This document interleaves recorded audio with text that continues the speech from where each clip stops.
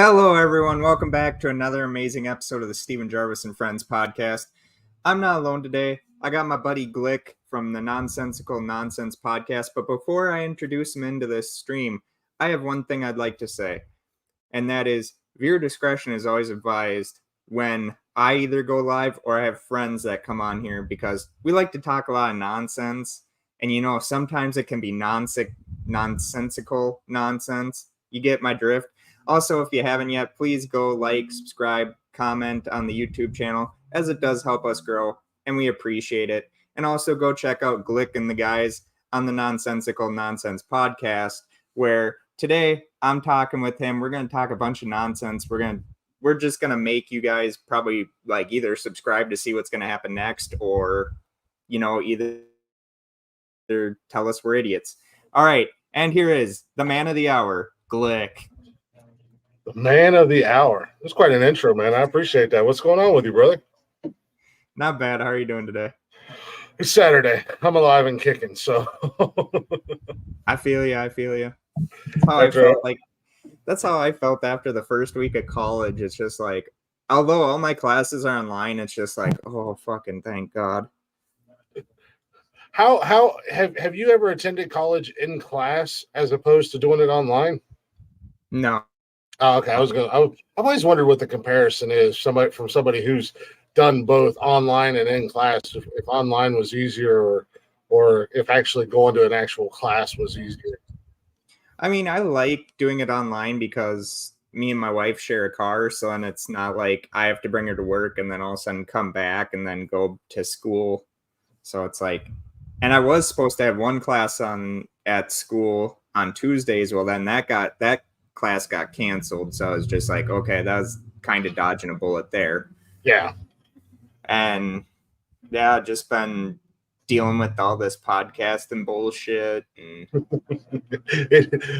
Man, I tell you what, it consumes a lot of your life. I joke around. I joke around and I tell everybody, I have a full-time job. I'm a full-time dad. I have my fiance and I live together, so we got that stuff going on. And then outside of that, my second job, and I probably work more on the podcast than I do in the other three areas combined. Yeah. Trying to come up with new ideas and whether it be show prep for a new show or new music, trying to connect with artists or other podcasters and putting episodes up and promoting the episodes, and it's a lot of work. When I first started, I was like, oh, this is gonna be easy, but I'll just turn on a microphone and a camera. Podcasting is easy. Yeah, April Fool's, assholes. Yeah, rude awakening. It was a real slap right in the mouth, real quick and real fast. Like, yeah, this is a lot more work than I anticipated. So, oh, it is. I mean, I've been going on 4 years doing this, and once you told me about Zencastr, I mean, just to be able to get monetized is great. Now, I'm glad that you're liking Zencastr. The only thing I don't like is that I suck at reading ads. And I think the people that watch my videos are seeing that. So like on Zencastr, instead of doing it where I show the video, I'm just doing the recordings of the episodes. So. Yeah, we've been doing a lot of, I have pre-recorded ones that I made, but we've been doing a lot of just live ad reads, and we've been having fun with them. Jeff, my other one of my co-hosts, he's been getting involved, and we're just having fun with them, and we're just doing live off the top of our heads, whatever random shit that I can come up with at that moment. And the great co-host that Jeff is, he just comes right in and feeds right off of me with even after. I mean, sometimes it sounds rehearsed, but I promise you, it's not. It's just off the top of our heads, and we flow so well together that it works perfectly. But it's tough to do if you're not used to it. It's tough to do an ad read and try to make sure you get all the key points in there and get the things that you're supposed to say in there. Yeah, and you don't want to. Well, I do it, but I don't think most of my viewers know. But I'll put like a piece of paper and I'll be like, make sure I get that note in there. I'll just put it like in front of my screen and I'll just start saying what it's on there. And I know I felt kind of bad because when I first started getting the ads, I was just like, okay. And I clicked on some that I didn't really like. Well, then you can't go back on them. So it's just like, well, I guess I just keep them accepted, but I just won't read them Mm. because some of them, this is nothing I'm going to be like, I don't want to be a hypocrite that's like, oh yeah, do this health food shit.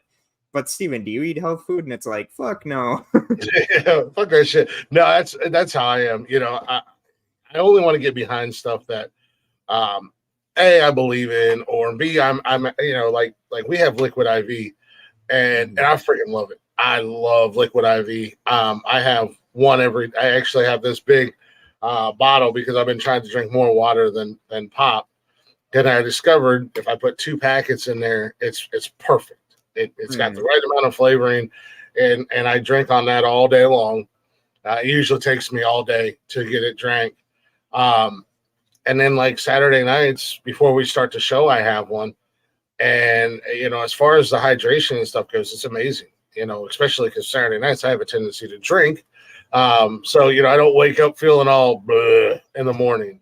And then we have a W, which is an energy. It's a powdered energy drink, and I just recently tried it, and the flavor that I tried was really good, and it seems to work pretty well. I mean, gave you that little pick me up, and like they as advertised, there's no jitters and there hasn't been a crash. So I'm like, okay, I can get behind that. I'll go ahead and I'll tell people about it. And my fiance has a blend jet. She wants another one, and that's one of our other sponsors. And she loves it. She absolutely loves that thing. That's just why she said she wants another one. So I was like, well, now you can get another one. But no, like I said, I'm glad that you're liking that Zencaster. I tell everybody about it. I've loved it. And it's not even the monetization thing. For me, it's the growth factor. The amount of people that are now listening, to the podcast, the distribution that they do, and how they help promote the show and stuff like that. We spent 2 years, almost 2.5 years on Anchor for Spotify. Nothing against Anchor for Spotify. It's a great platform for podcasters to post your stuff and distribute your stuff. But the windows for growth and monetization really wasn't there like it is with Zencaster. And in the 2.5 years we were on Zencaster, our numbers in the last couple months or on Anchor, in the last couple months that we've been on Zencaster, our numbers for listens and stuff like that have, 400 times more. Yeah. It's crazy. It was scary. Like when you were talking to me about it and I kept asking you about Zencaster and Zencaster, it's like, well, I have 1,000 downloads on Buzzsprout. I was so nervous to start over again. And granted, I'm not to the up to the 1,000 downloads yet on Zencaster, but within that first night of switching everything around and going to Zencaster, I was up to like 300. Yeah. And just in the last week alone, we've gotten on our most recent episode, not the ones that I put up last night, but the ones I put up last week, we've gotten over 500 listens on. Yeah. And the numbers just grow more and more every day, and I'm loving it. I'm seeing it on our social media. It's not like an overnight. You go from 100 to 1,000 overnight, but you start to see the trickle down effect. And I've never really been one to look at numbers until recently. The last probably 6 months or so, I've been really watching stuff and kind of keeping an eye on it. But you get to you see that growth. That it's a slow growth, but slow and steady wins the race, as they say. Across the board on all of our platforms, and we're literally everywhere at this point. Yeah, I mean it's interesting, and then of course doing stuff on YouTube it's fun, but at the same time it gets so time consuming. And I always love these people that are like, oh, I could do podcasting. It's like, have you ever talked on live? Mm-hmm. Well, they won't need to say my face, and I'm like, that's true. But at the same time, have you ever talked live? Have you ever been in a class where you're speaking in front of people or something? And they're like, well, I don't need that. And it's like, okay. And then within a couple of weeks, I get a hateful email saying, well, you didn't say it was going to be that hard. It's like, of course it's going to be that hard. Anything worth doing. And thank God I have the wife I do, where it's just like, she always, wherever I feel like I want to give up, I got such a great podcasting support system from my team, from even you, even Mark Benset and Brian from Talking Shit. They always say, Steven, what you're doing is great. It's just you need a few little tweaks here and there. And marketing is the biggest problem with me. Marketing is because people be like, yeah. I mean, people, even when I was on your guys' show and you were like, describe what your podcast is, it's like, it's whatever people want it to be. If it's something that people choose to like go like, oh, I just subscribe to your shit or listen to your shit to make fun of you, I'm happy about that. Or like Alyssa said, she's like, you know, Steven, there's people out there that have the same anxiety and depression as you do, or they even have it even more. Who's to say one time someone's like, oh, you know, this is it, I'm ending it. They go on YouTube and they find either your show, my show, Talking Shit, and they're going like, hey, you know, this makes me laugh. You know, it's cool seeing someone that probably doesn't have the financial means as some other people do to spend on a podcast. But I mean, it literally is cool. And, you know, for anyone out there that is feeling like, you know, they're at their wits' end, there are people out there. There really is. And we've got a, you know, several of our fans. The words fans and followers always weirds me out. Like, same, you know, I'm like, oh yeah, there are fans. You know, it kind of weirds me out. So, you know, I like to say friends. We might not even be friends, but you know, they come in, they listen to the show, they hang out with us. You know, I like to call them friends of the show and stuff like that. But there's been several times because, yeah, we're fucking knuckleheads, and yeah, Jeff and I Wednesday night spent an hour and a half talking about dried semen and having a blast. You know, we're fucking idiots. Yeah. But we can get serious from time to time, and we've had several listeners and friends of the show or whatever that have in the chat box. They're like, you know, you guys have gotten us through or gotten me through a hard time. We had a gentleman who came in. His wife was leaving him. She was taking the kid. He was a mess. And he was like, you know, I look forward to you guys Mondays, Wednesdays, and Saturdays.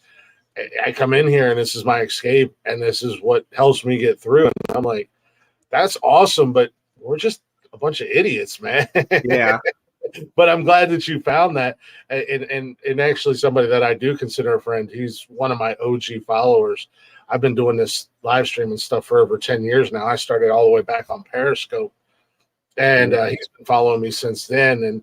And we got serious one night, and he was in the comments, and he said, "Yeah, you know, man, I was going through some stuff, and I didn't say anything to you guys." He's like, "But, you know, knowing that I got to hang out with you guys a couple times a week," and he lives in the UK, so when we're live, it's like 2:00 in the morning over there for him, and he's like, you know, it helped me get through some of my dark days and stuff like that, and it's really true. You don't mean to, but you never know. You have no idea.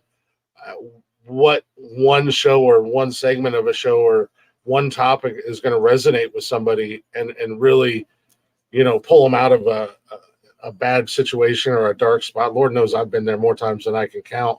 Oh, yeah. Unfortunately, but and that's where I've always kind of, you know, there's certain podcasts that I listen to or YouTubers that I watch and stuff like that, and it just gives me my escape. And now my show is my escape because I can go on there and as we joke all the time, I have a microphone and I can say whatever the fuck I want, and nobody can stop me. I mean, that's the thing, and you know, one thing that I always feel that, and you know, I always get a kick out of it when people are like, "You have a platform now." I may have a platform, but you know what? I'm not one to get political. I'm not one to, you know, do any of that bullshit. But when, you know, I feel that I need to say something or stand up for something, I'll be that first one to do it. Mm-hmm. On my end, I know there's a bunch of people that probably would have already known about it and said, hey. Then a month later, I notice it, and it's like, hey. Hey, oh yeah, you're right. Yeah. I'll be there. No, yeah, I mean, the whole we try very hard to stay away from politics, but it happens. Oh, yeah. It's the climate, it's the world we live in. We have the conversations, but the great thing about with our show is there's three of us, and we all three have different political views and opinions. And the great thing about it is we might not agree with each other on everything, but we're willing to sit there and talk and listen to each other or make fun of each other. Either way. Yeah. It's like with all this stuff going on with Bray Wyatt's passing, which to all the fans and viewers of the show, if you don't know the wrestler Bray Wyatt, he did pass away, yesterday, I believe? Thursday or Friday? Wednesday night, I think, or Thursday night. Thursday night of a heart attack. It was stated that he had caught COVID earlier in the year. It kind of affected a heart issue that he already had. He was making good strides, and then like that, he's gone. We here at Stephen Jarvis and Friends podcast wish his family and his kids our condolences. Hopefully, they can get through this. I know it's hard. And of course, we lost Hall of Famer Terry Funk. Mm-hmm. So it's been a tough time for wrestling fans. And then, of course, for the animals that got spayed and neutered, they're all laughing today because Bob Barker passed away. Yeah, we're not laughing because, we always think back to when he beat the shit out of Adam Sandler and Happy Gilmore. The crazy thing about Bob Barker, that takes me back to my childhood and skipping school, quote unquote, skipping school. I'm sick. That was a part of my, growing up was watching Bob Barker on The Price is Right. And then, as we got older, you see him on Happy Gilmore. The Price is Wrong, bitch. The Price is Right, bitch. I love that movie. Yeah. My wife literally had not seen that movie before. And I'm like, okay. So then we watched it one night, and her favorite scene is the one where he hits the golf ball and it hits the woman in the head and she falls out of the freaking thing. No, it's what the old saying about deaths, they always come in threes. Yeah. And that was our three for the week. So hopefully, being a wrestling fan, I'm a huge wrestling fan. I grew up a wrestling fan. My kids are wrestling fans. Mm-hmm. Losing Terry Funk, I remember growing up watching Terry Funk, and he was a legend. He was a great, he was a hardcore legend. Yeah. He basically created the hardcore, wrestling style. And then the next day to get the news, about Bray Wyatt, which my kids, especially my son, Bray was one of his favorites. Mm-hmm. And I thought I told him, well, yesterday I was doing podcast stuff and he sent me a TikTok video. And he was like, I'm really super sad because Bray Wyatt died. I'm like, yeah, it kind of broke my heart because I know how big of a fan he was of Bray Wyatt, throughout the years, even when he was Bray and then he was the Fiend and he had the Follow the Buzzards gimmicks with Brody Lee and Eric Wyatt family and all them, yeah. Family and all that. And he's even Husky Harris when he was with Nexus. Yeah. Mm-hmm. So I mean, WWE lost.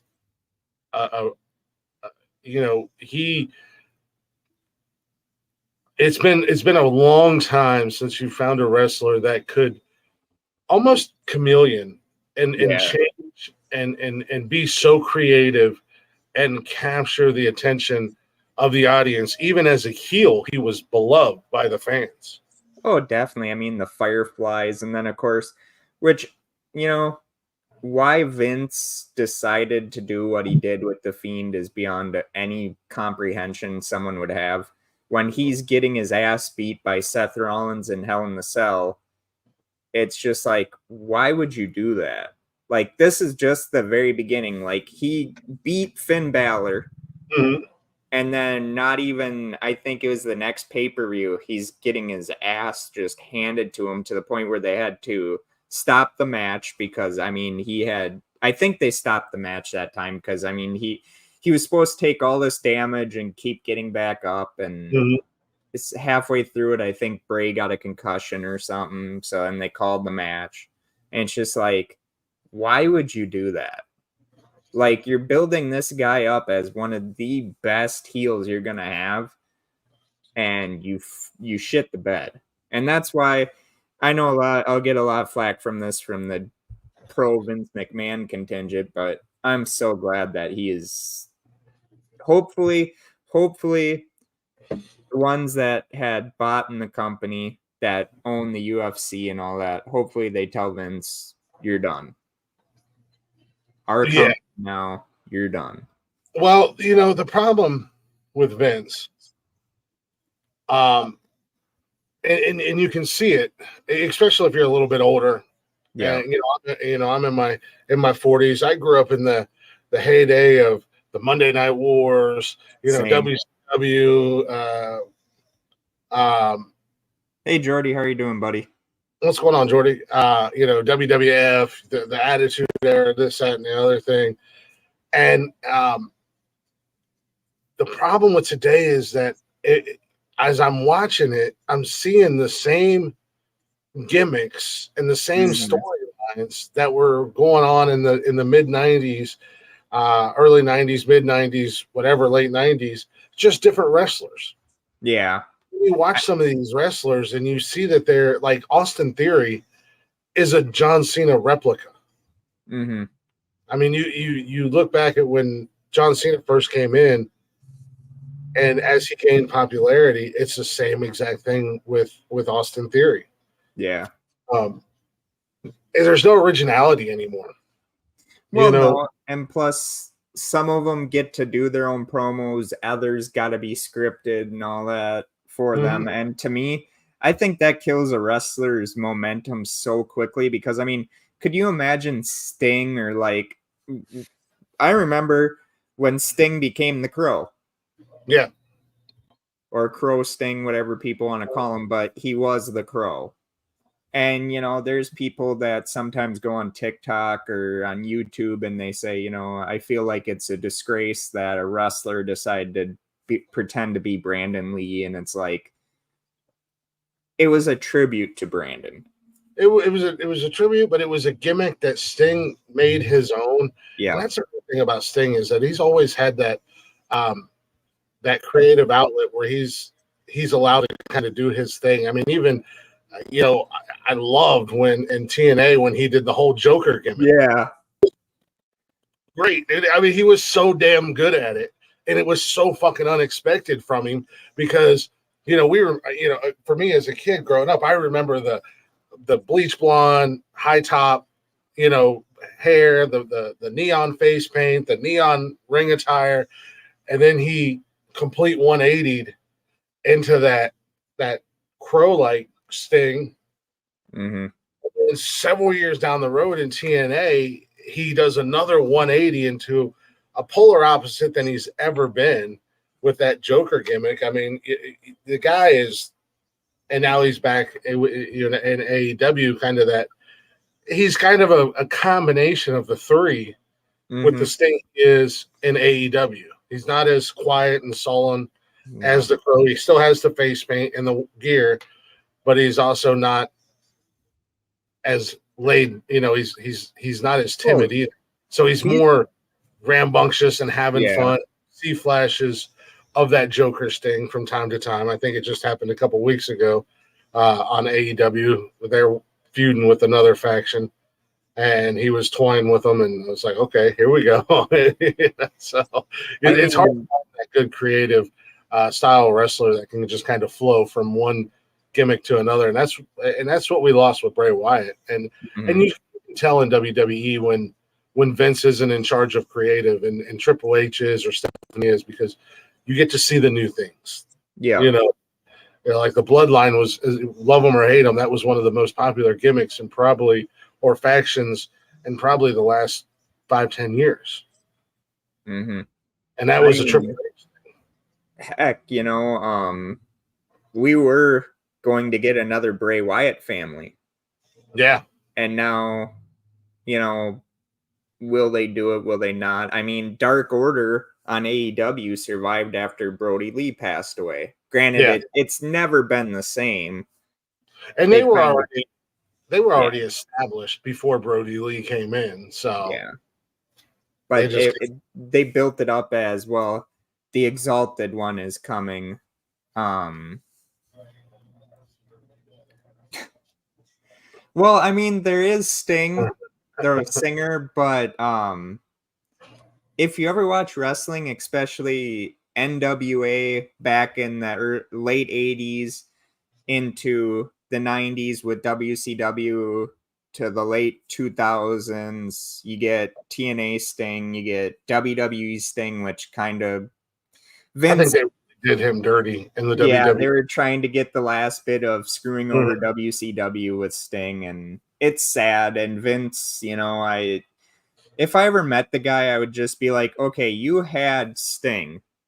Mm-hmm. Do you realize how much money you let walk out that door when you decided to, at WrestleMania, say, you know what, Sting, it's your first WrestleMania, we could let you in, but we're gonna fuck you in the ass and say, here's the last cornerstone of WCW that we didn't fuck over, and we're gonna do it tonight, and we're gonna do it on WrestleMania. Yeah, and it's gonna be a Shawn Michaels super kick. It's like, really?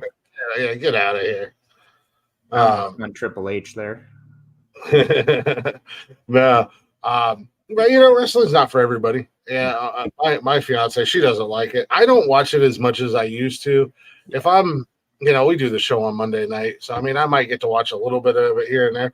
I just mainly watch the highlights and see what's happening, see what's going on, and then I watch the pay-per-views. Usually, if they're on like a Saturday or whatever, the following week when my son's back home, him and I will sit down and watch the pay-per-view. But I mean, that's about it. You get excited like Cody Rhodes comes back. You get excited, and then you just watch this fucking just drag. It's like, just give him the belt already. Well, they're trying to build him so much into his dad. Yeah, I mean, you hear his promos. It's just like how Dusty did it. And then, of course, and I have no problem with that. Dusty was an absolute fucking legend. And he'd probably tell his son, hey, you know what? Do it. And better than what they did to Dustin. So, I mean, shit. Put him in that stupid. But a lot of his was substance abuse, too, though. Yeah. I mean, he ran with it. Don't get me wrong. Yeah. He ran with that goal, but he hated it for years. So, yeah. He ran with it. So, I mean, it couldn't be any worse than when they tried to repackage him as Seven when he came back to WCW for like a year. And he just comes out and he's like, I'm not dressing up as a pedophile, just talking like he does when he was like supposed to be Goldust early on, where it was like you didn't know if Goldust was like a gay character, and there's nothing wrong with that. People don't bitch about it. I mean, that's the way Goldust was at first. Like, he would go up to like these really masculine type men, which again, nothing wrong with that. Yeah. Like Roddy Piper one time, he was touching his, his body and just doing this outlandish shit. And Roddy Piper wasn't having none of it. Which I wish we still had Roddy. I mean, when we lost him, that was hard. Warrior, I kind of figured he wasn't going to last as long as he did. That crushed me because he was my hero growing up.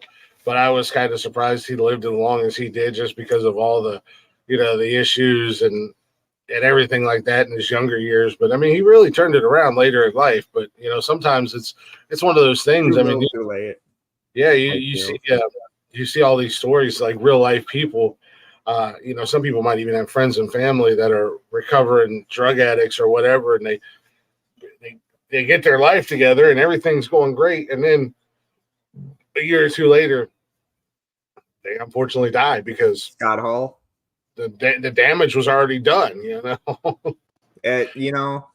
I listening to what Kevin Nash had to say is he's like, Scott Hall was doing good until the pandemic hit. Because Yeah. then all he's doing is just sitting there. He ain't going to conventions. He's not showing up on Raw, which kind of pissed me off how, him and Jake had one of the greatest redeeming stories. Oh, yeah. Jake, and now Jake is back with Cheryl, one of his ex-wives. I'm very happy for him that, Cheryl was like, hey, I love the guy. It was just the substance abuse was what kind of led to the divorce. But now they're back together, and Jake looks like he's having fun with AEW when they have him on there. Yeah. Yeah, it seems like he's having a blast. I mean, DDP has really pulled some guys in the wrestling business, some of these old timers. I mean, he has literally saved their lives and pulled them out of the gutter. Big ups to DDP for that, because that takes a lot of time and energy and effort, and somebody like Jake, man, he was gone. He was so far gone, and to make the turnaround that he has, and he's a brand new person and has a whole new lease on life. That's something pretty crazy, pretty spectacular. And he himself, I owe it all to DDP, because without DDP, I wouldn't be where I am right now. Well, exactly. And Jake helped DDP get in, with the psychology, because let's be honest, there's no one as good with in-ring psychology and the promo psychology as Jake was. He was a psychological fucking terrorist. Yeah. Let's be honest. Jake the Snake was a psychological terrorist back in the day when he was in his prime in wrestling. Mm-hmm. Absolute fucking terrorist, man.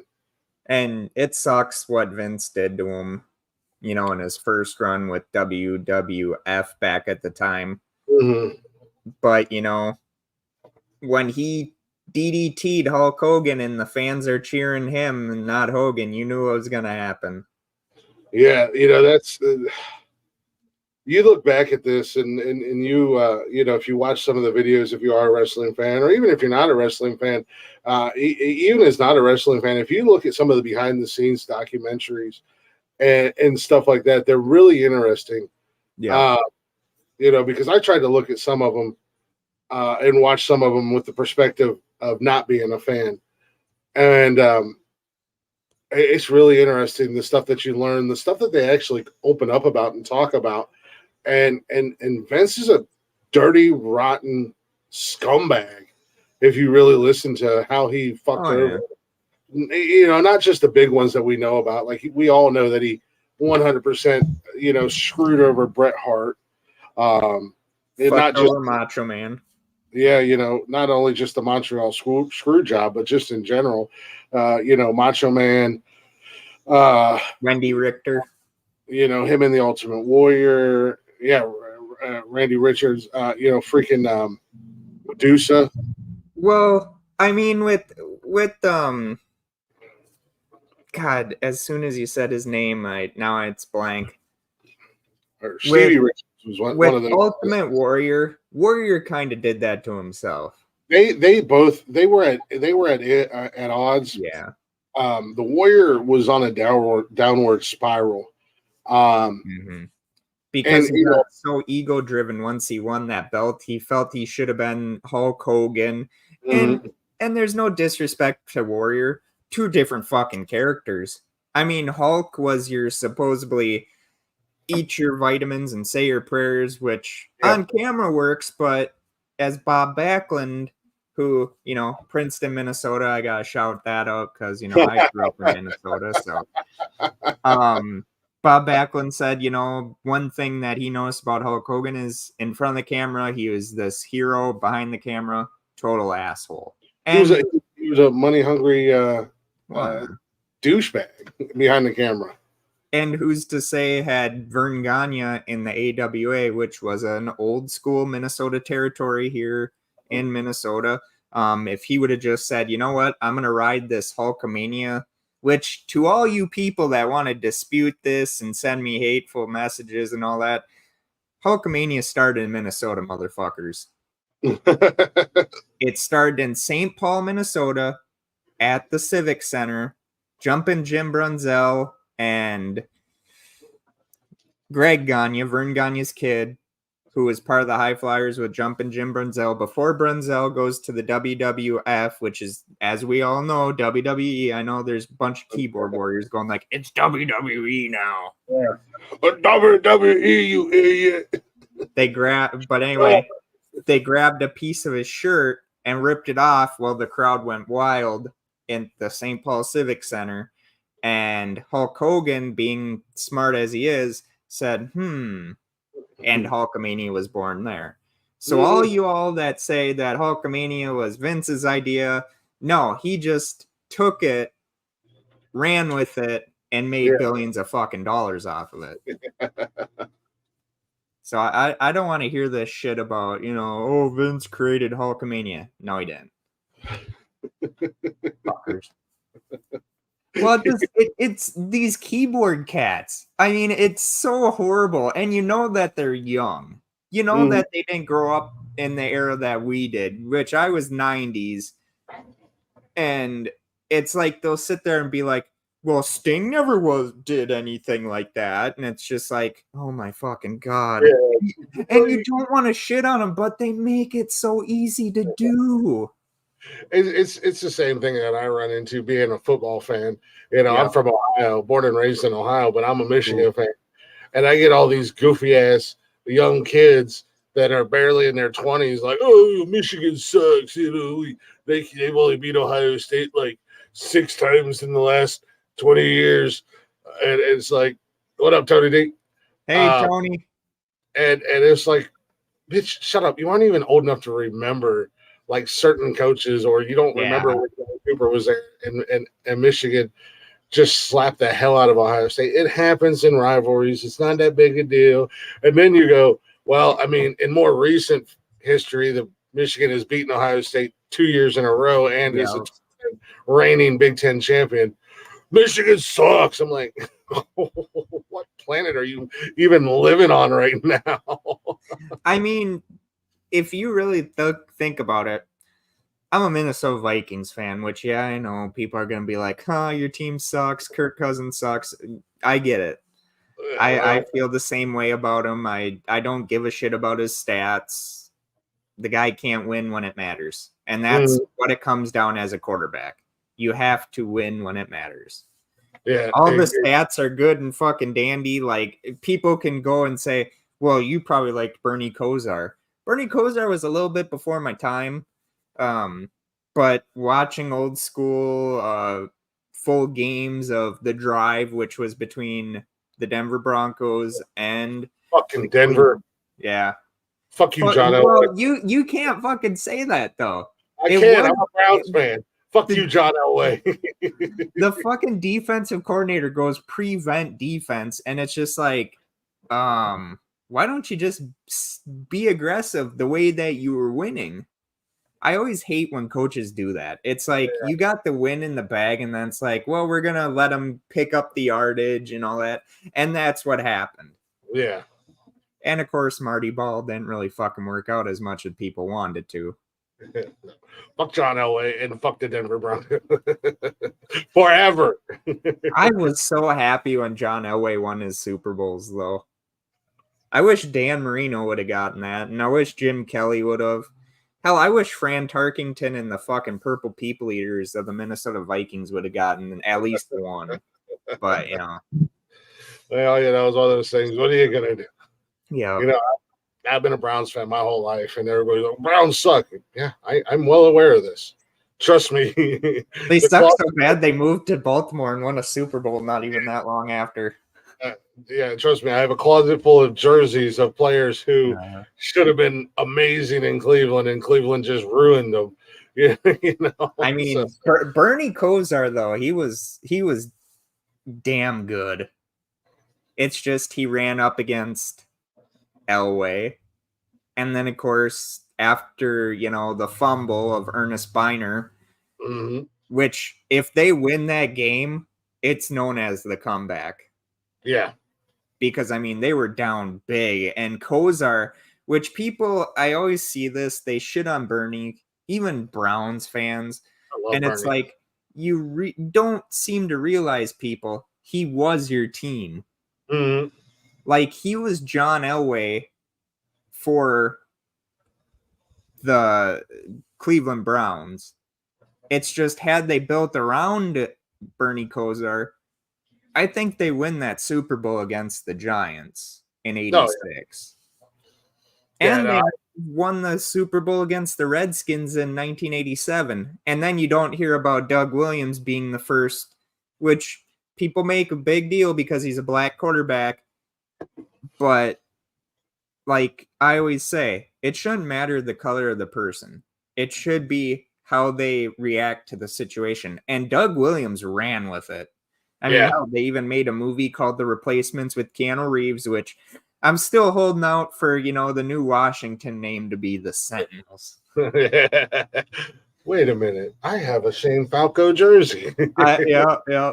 Which, if you guys don't know, go check out, which some of my listeners wouldn't know. Go check out the Nonsensical Nonsense podcast that I was a part of on one episode. That episode did horrible. It was because I was on it. Some It people wasn't a say, horrible episode. We just welcomed you to the dark side. You came and hung out with the bad boys of podcasting. It was like hell yeah. fresh meat. We got him now, boys. Well, like people are like, Steven, what would you use if you could use a theme song? And I'm like, the Wolfpack. Yeah. Oh yeah, absolutely. Even when I was on your guys' show, when you said the bad boys of podcasting, it's like I sit back and Mark's like, if they ever offered you a job, would you take it? And I'm like, in a fucking heartbeat. I wouldn't have to plan everything. I could just come in and be like, hey, how are you guys doing? Fuck y'all, and leave. Like my other co-host. Yeah, Yeah. just put everything on my back. I mean, I even told Mark, I was like, if they ever needed someone to be on their show full time, I said I'd do it in a heartbeat. I get to the point where it's just like, I look at Mark's podcast and sometimes he does, not to be mean or anything, but he does take a little bit of shots of how our time being co-hosts together ended. Yeah. But I always seen him as creative.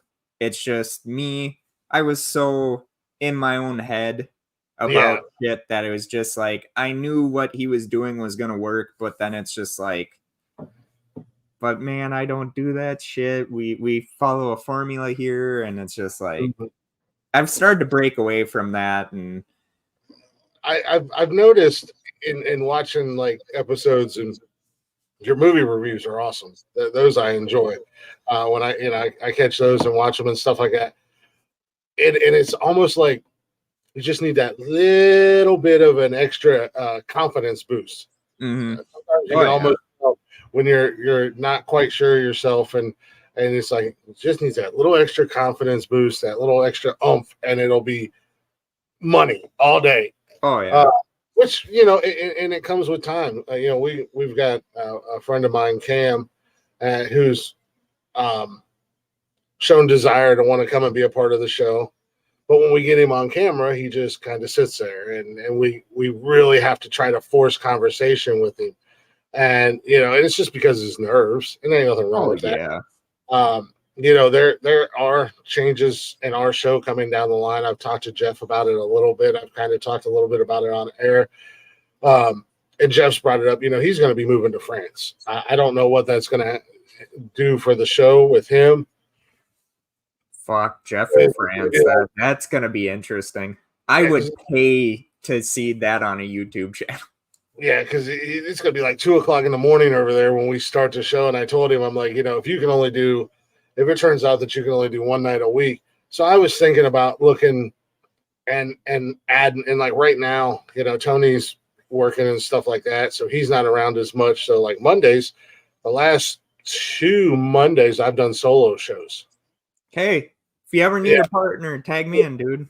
So that's what I'm thinking. Like I was telling Jeff, I said, I might get it to a point where, lock Tony in on certain days so he doesn't have to feel the pressure of being here 3 nights a week. And then, actually I mentioned you. I said, I'll reach out to Steven and be like, hey, you want to do a day throughout the week? And Jeff's like, oh, I'll always be here. You don't have to worry about that because, I don't start work over there. I won't have to start work until 4 p.m. And I'm like, all right, well, we'll cross that bridge when we get there. Yeah. But, it is, Jeff and I lately, we've been doing the show, just the two of us. And it's kind of cool because we're tapping back into the OG. When we first started the show, it was just him and I. Yeah. So we're back to like our roots, so to say, and we're having fun with it. But at times you kind of miss that third chair.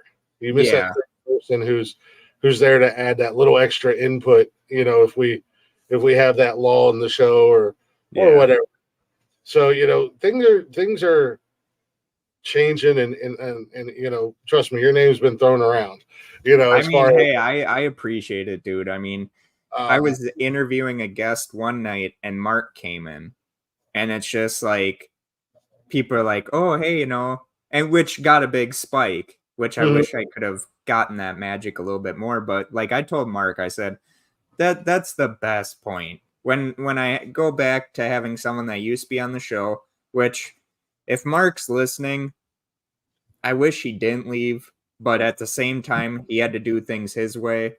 And I'm not shitting on Mark. I love Mark like a brother. Very proud of the changes he's made in his life. Keep doing it, Mark. You're doing good, buddy, and I'll always be in your corner. If you ever need me, come talk to me. And it's just it got kind of to the point where a couple of times I had to be like, I gotta go get water, and he's talking to the guest, and I'm in the back kind of like wiping away a little fucking because of the nostalgia factor. Yeah. I mean, me and him started a podcast that was called The Poor Boys. We didn't know what we were doing, so we never tried to like see if it would work. And then I went back to doing this show, which I just had changed it from Stephen Jarvis Reviews to Stephen Jarvis and Friends. Yeah. And a lot of people I know don't understand what friends means, but it's like it means to me that when I have a guest on here, people should know that I've built the rapport with those people. I mean, hell, when me and Glick first met, I'm sure Glick was just like, oh man, is this guy going to work being a guest on our show? And he's right. I am very timid when it comes to certain things because in a day of cancel culture today, you got to be so fucking careful with what you say. And that's why I try to say viewer discretion is advised and that my opinions don't necessarily reflect on what's going on with the podcast. Exactly. And in our podcast, you guys are fucking shooting from the hip.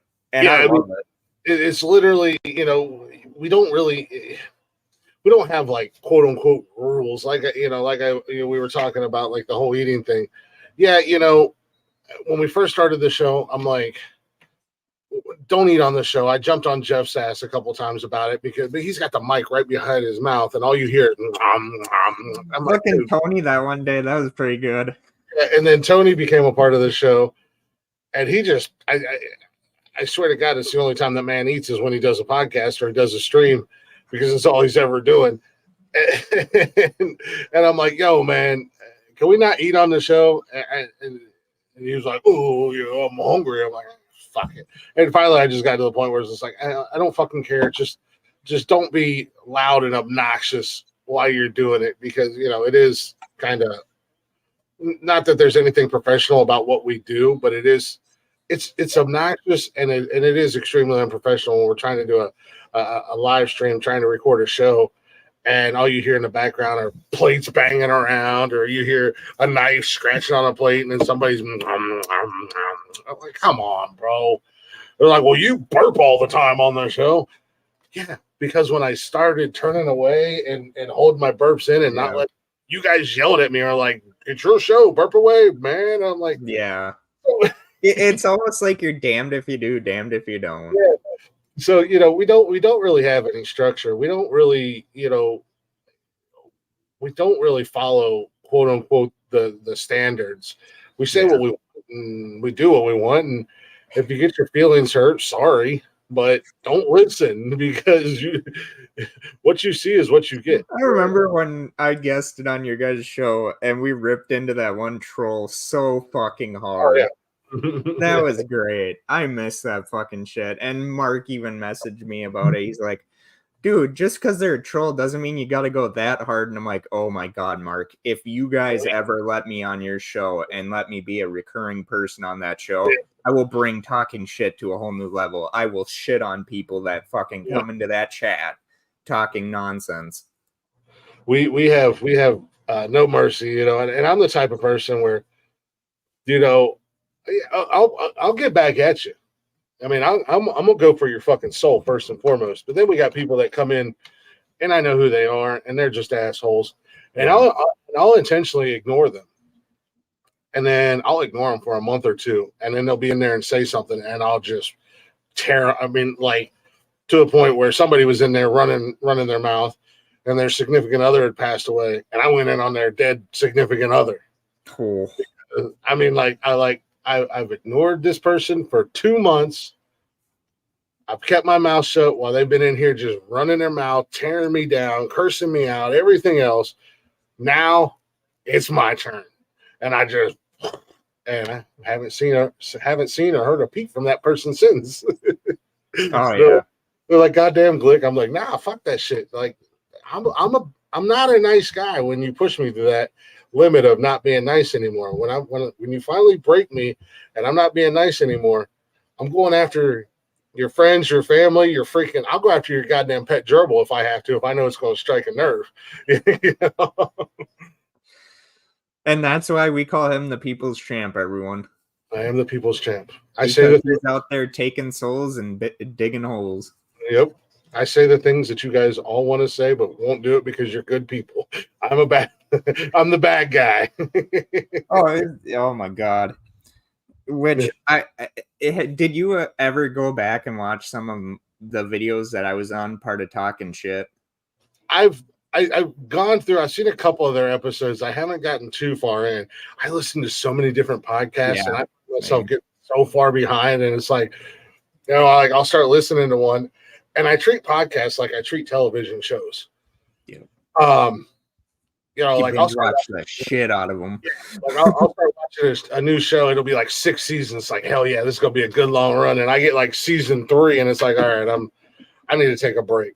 And I do the same thing with podcasts. I'll binge listen to podcasts to the point where it's like, all right, I need to move on. And then a few months later, I'll come back. Well, but then when I come back, they've got like 10 new episodes or whatever. And it's like, well, shit, now I can't even pick up where I left off because I felt so bad for most of my listeners because Tuesdays I usually do my pre-record stuff. Well, I didn't this week because starting college and trying to get in the swing of that. And at first, college wasn't that hard. I mean, I got done with my first 2 classes within the first 2 days.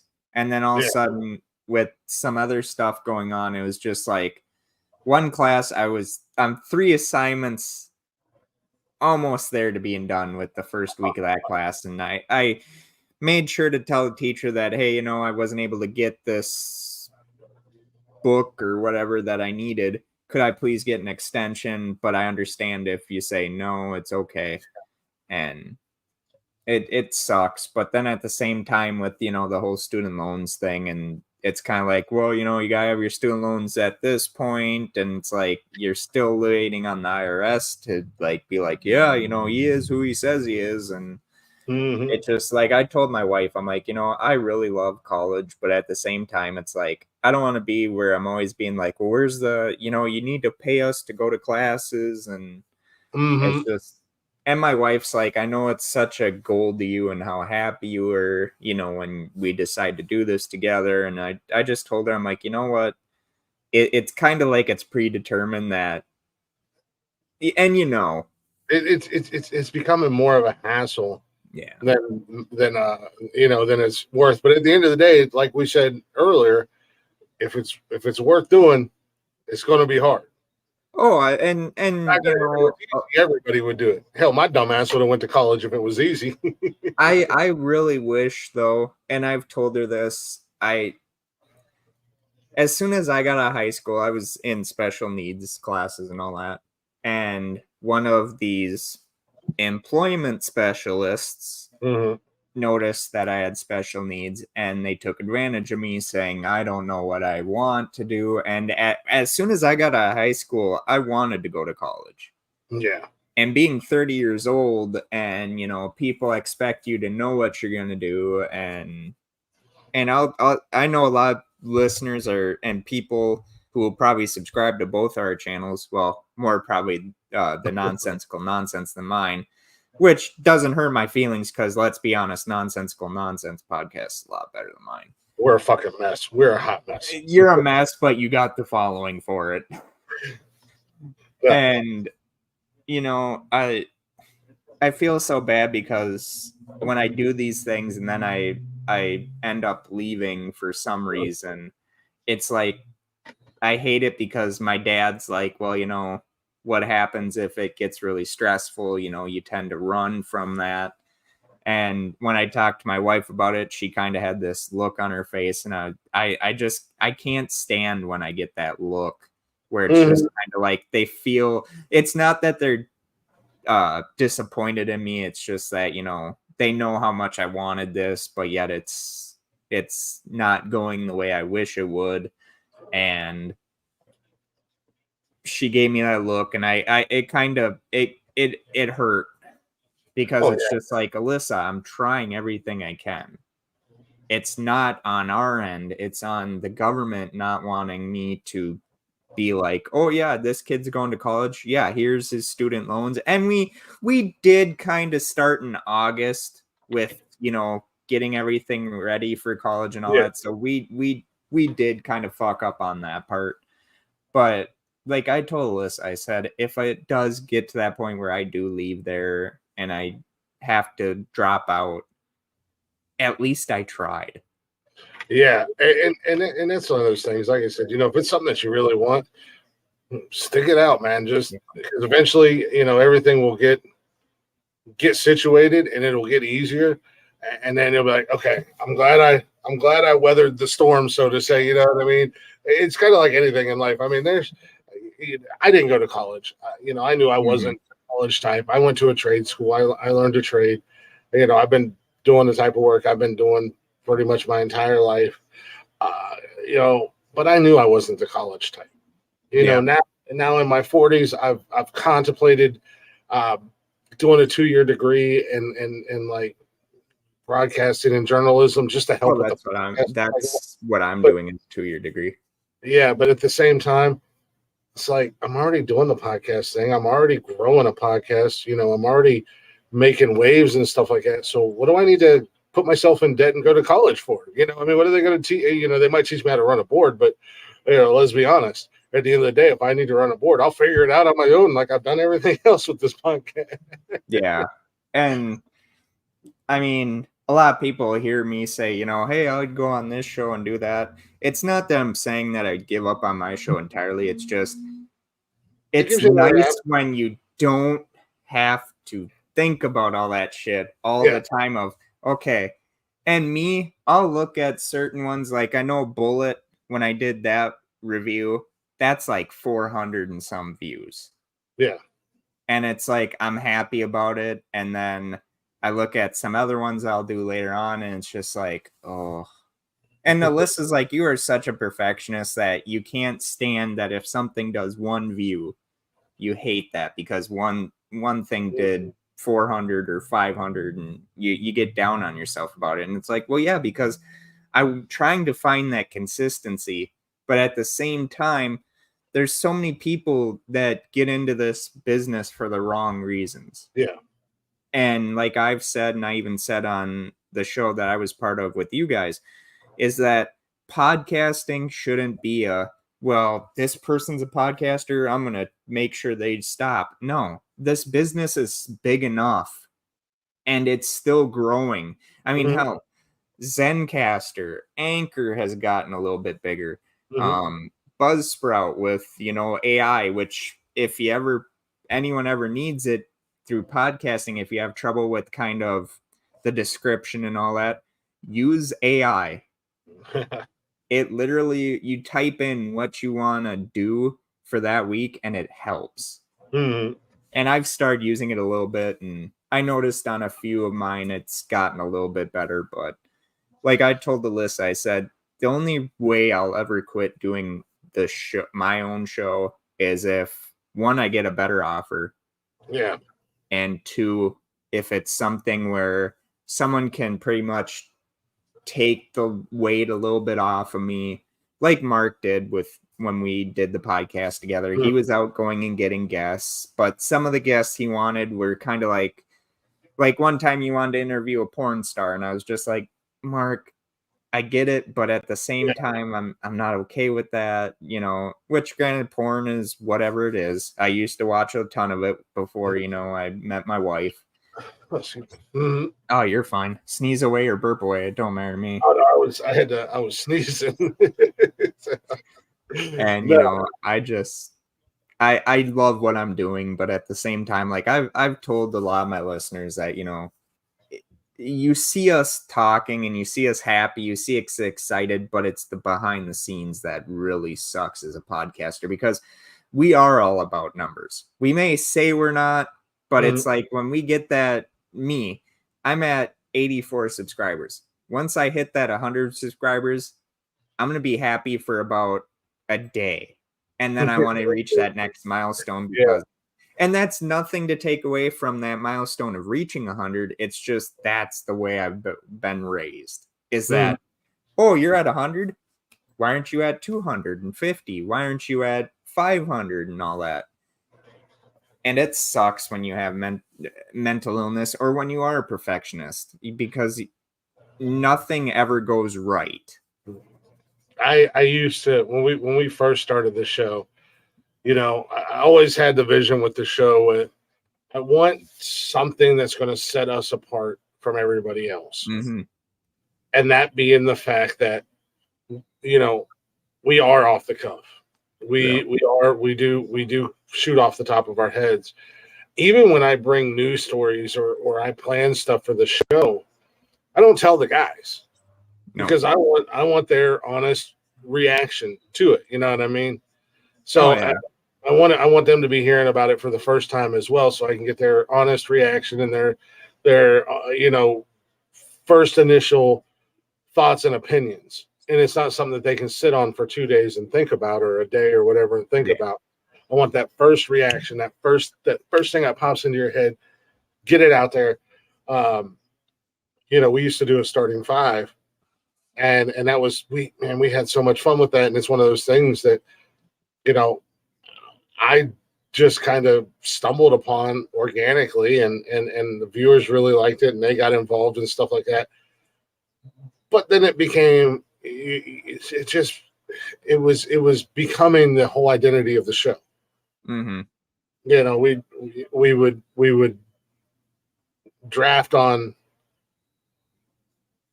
Saturday night, you know, and then it would go up onto social media until Wednesday, and the viewers and listeners and followers could vote on who had the best list. And then, you know, that's all we would talk about Sunday was, or Wednesday night after drafting was just that. And then Saturday it was all, you know, or Saturday, whatever it was that we drafted, that's all we talked about. And then Monday we'd get back into it. And then Wednesday we would announce who won and announce the new list. And it was just like, this is taking over the whole show. Not to mention the fact that, I mean, I beat the guys 27 times in a row. I'm undefeated. So, you know, it's like, you guys can't beat me. Clearly, I you know, that's why I'm the greatest champion of all time. Let's just be honest. I'm coming for that belt. Every time I've heard people now say, Steven, you should have like a wrestling tournament with podcasters. I'm like, there's only one podcaster I want in that ring. And if it's a War Games match or whatever, I don't care. Mm-hmm. As soon as I hear someone say, hey, you know, it's good to be, you're on our team, I'm going to be like, there is no teams in this one. I will hit my own teammates. I want Glick. Yeah. I want the Nonsensical Nonsense Championship belt, damn it. And as soon as I win that belt, I'm gonna be like people's champion now, bitch. Just know, like Stone Cold said, when you hear the glass, it's your ass. Yeah. Oh yeah. I No, remember I, I I, remember dressing up as Stone Cold for like a Boy Scout thing when I was a kid. And of course I couldn't use any of the language, so still won the thing. I was scrolling through TikTok the other night, and there's a wrestling podcast or whatever that they were live on TikTok. What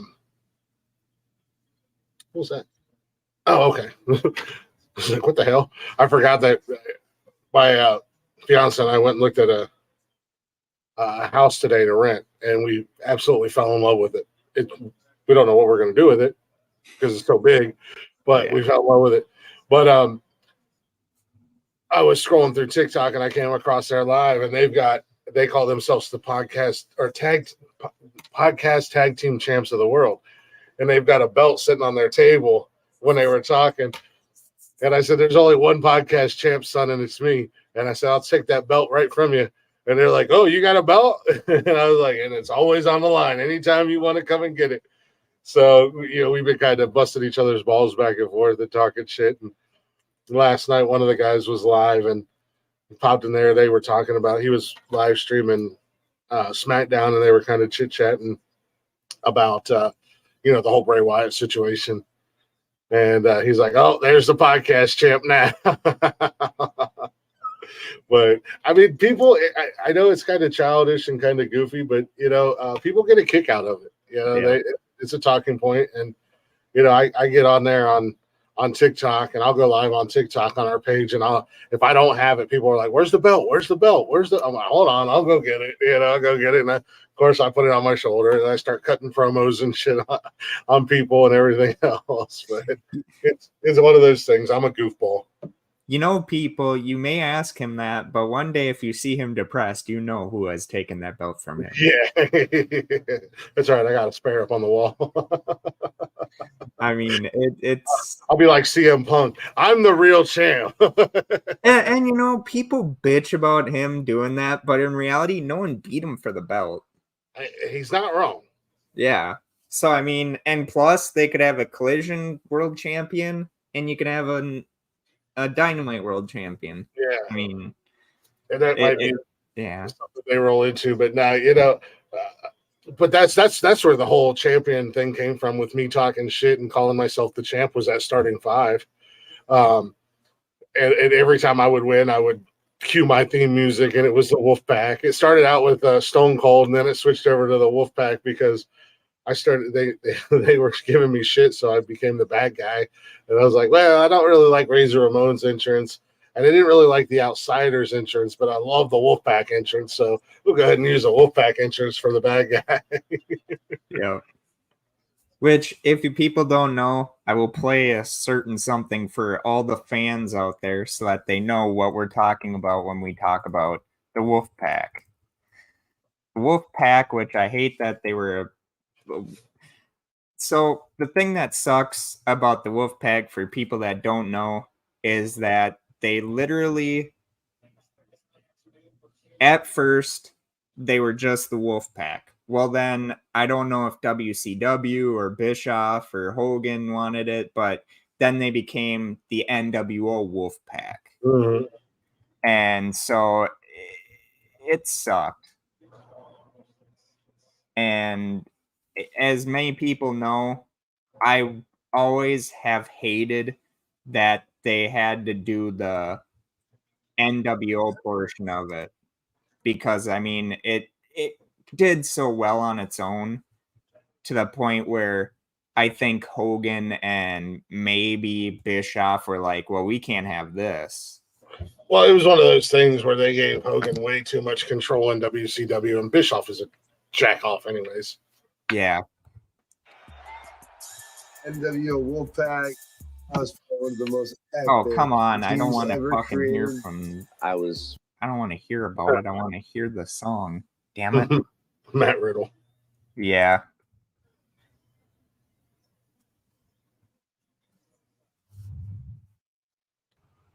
That is a dangerous name. Just hearing this song back in the day was so amazing. Yeah, it was. Wolfpack is back, goes on mass destruction. Gas The problem bad boys arresting. Just a competition, win the war, that's their mission. Got no mercy, see the race like the street. If you don't. Well, the thing that really killed it was that, again, it had to be another NWO. Mm-hmm. And then for Sting to join an NWO after he had just kicked the NWO's ass for a whole year straight was kind of a letdown too. Yeah, it was kind of, but they became like the good NWO. You know what I mean? They were the face, but yeah, no, I mean I started using that, and we've had some other, to the point where like our starting five got completely ripped off by another podcast. Who we used to be friends with. Now apparently he doesn't like me, and I don't even know what the hell I did to him. But so here's a good one. The Snake Roberts, the match is at hand. Well, the $1 Million Man, Ted DiBiase. Here we are at WrestleMania, and it's the biggest match of your career. Why? Because everything you stand for is on the line, namely the $1 Million belt. Oh, yeah. It can be yours once again. You see, all you have to do to get it back is go through Damien and me. But you see, Damien and I don't forget. We remember all the times you made people grovel for your money. These were people far less fortunate than you. People who could use your money for essentials. And what did you do? You made fun of them, you humbled them, and you humiliated them. Well, now it's my turn. I'm going to make you beg, DiBiase. You are going to get down on your hands and knees. This time, you'll be the one that's humbled. This time, you'll be the one that's humiliated. And this time, you will be the one that grovels for the money. And how appropriate that the money you grovel for is your very own. A victim of your own greed, wallowing in the muck of avarice. And I mean that's not his greatest promo. I still like the one that he did before his WrestleMania match against Undertaker. Yeah. That one's probably my favorite. But I mean, and I know I'll get a lot of shit about this, but going back to our discussion about the Monday Night Wars, to this day, I still think the best Macho Man Randy Savage was WCW. When they thought he was too old, and he got hurt a lot during his matches in WCW. He, Macho Man was one of those, again, once in a lifetime type guys that may not have been the biggest dude in the locker room, but he carried himself a certain way. He had great matches, and don't put a mic in front of the man because he was one of the best. And there was a lot of times that you could tell when he would kind of quote unquote go off script and start riffing from the top of his head. But that's like Ric Flair, man. You want to talk about somebody on the mic that love him or hate him, good guy, bad guy. Everybody loved Ric Flair. It didn't matter. Yeah, you might be around your friends and go, "Oh, I fucking hate Ric Flair," but let's be honest. Everybody nowadays, I don't really care. He just needs to go the fuck away. Yeah, he's doing too much. I mean, you see that with athletes across the board. They stay too long. I'm not the biggest Pittsburgh Steelers fan, but I'm not one of those football fans where it's like, I'm a Browns fan, I fucking hate the Steelers. There's a lot of guys that have played and play for the Steelers now. Ben Roethlisberger was one of those guys that even though he beat the hell out of Cleveland for 22 years, I like the guy. He was a phenomenal quarterback. But his last few seasons, I mean, he just was embarrassing himself out there and kind of, making a joke out of his career. And that's what Ric Flair is anymore. He's a joke of what he used to be.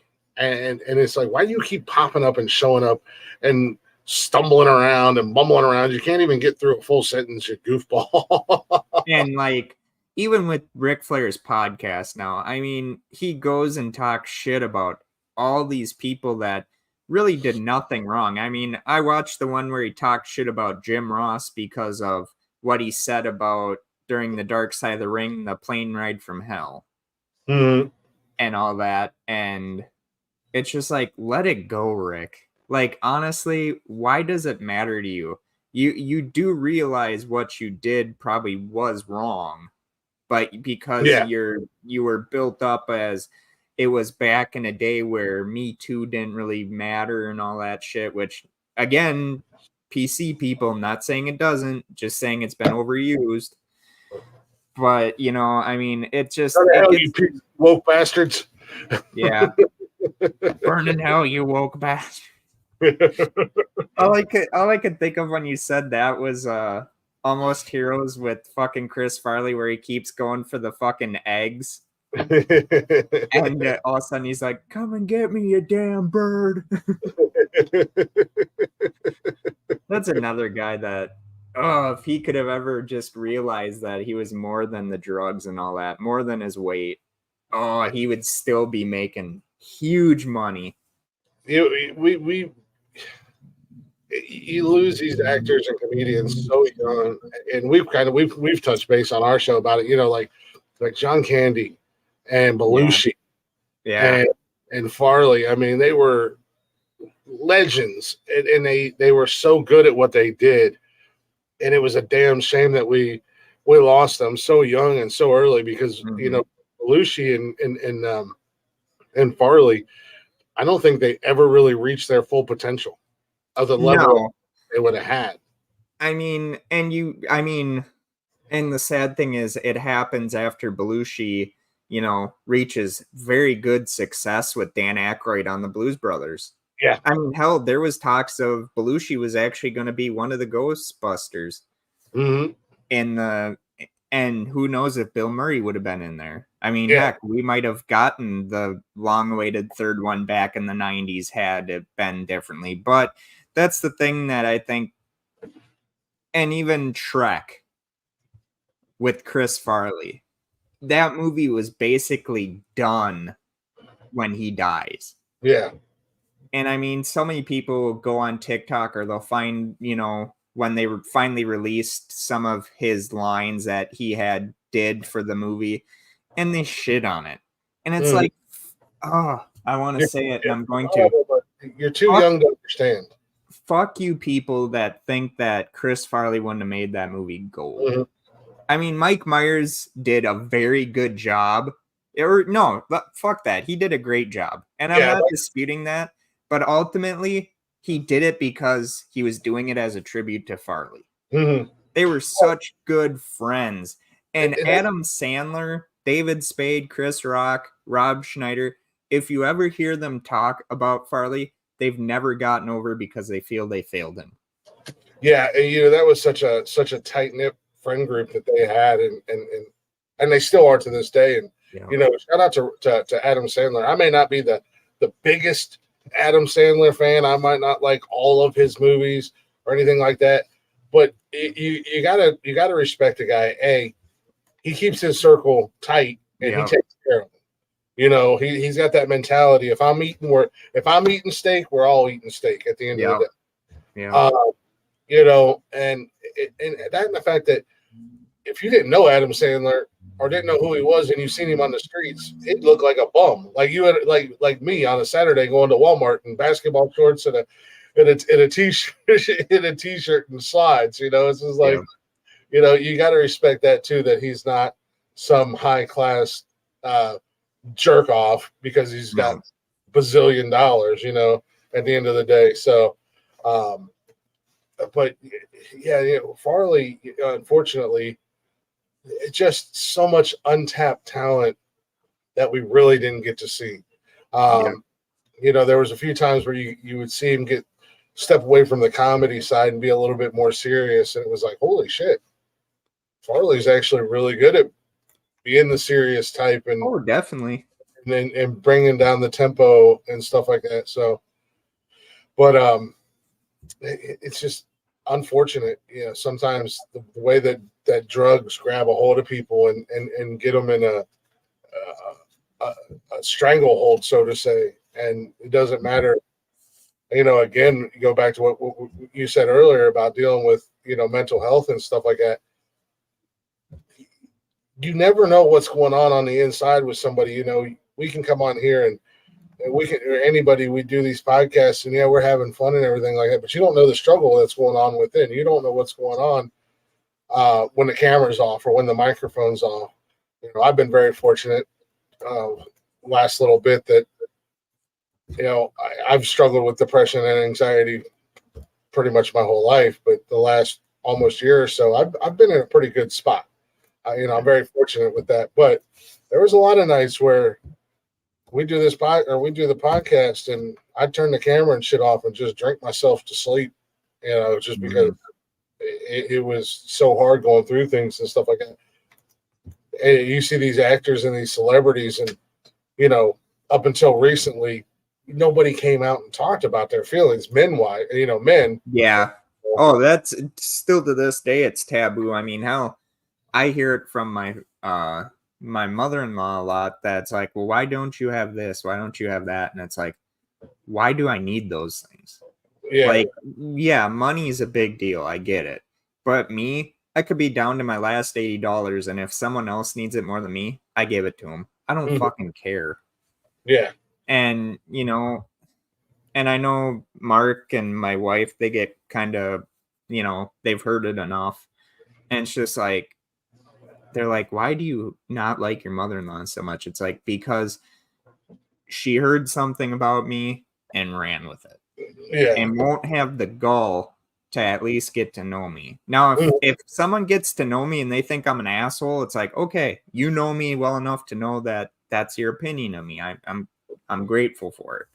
But when you hear something from someone that, one, didn't like me to begin with, and you think it's fact, that's when I can be civil with someone. Yeah.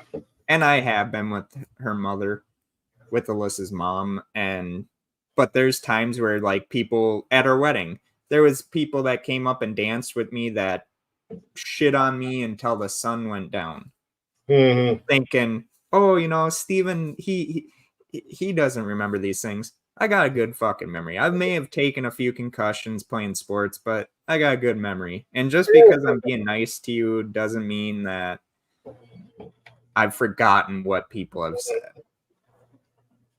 And like I told Alyssa, I said, because she's like, wow, you're really nice to my family. And I'm like, I've always been nice. It's just, I've gotten to that point that I'm not going to waste my time when they need me. Yeah. People tell you I'm an asshole. Newsflash, spoiler alert. I'm an asshole. Yep. I am an asshole. Yep. I don't give. I am an asshole.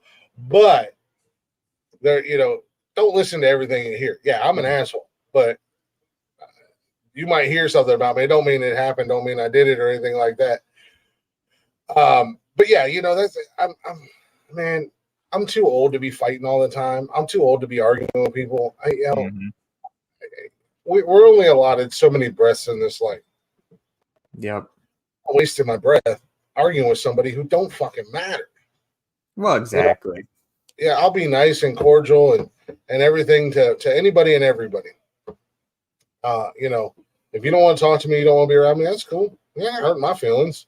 That's exactly. Just like what I have to make to fake to be nice to your dumbass. Well, and that's what I told Alyssa. I said, I can be nice, but I said, Alyssa, I'm sorry. There'll never be that relationship. Her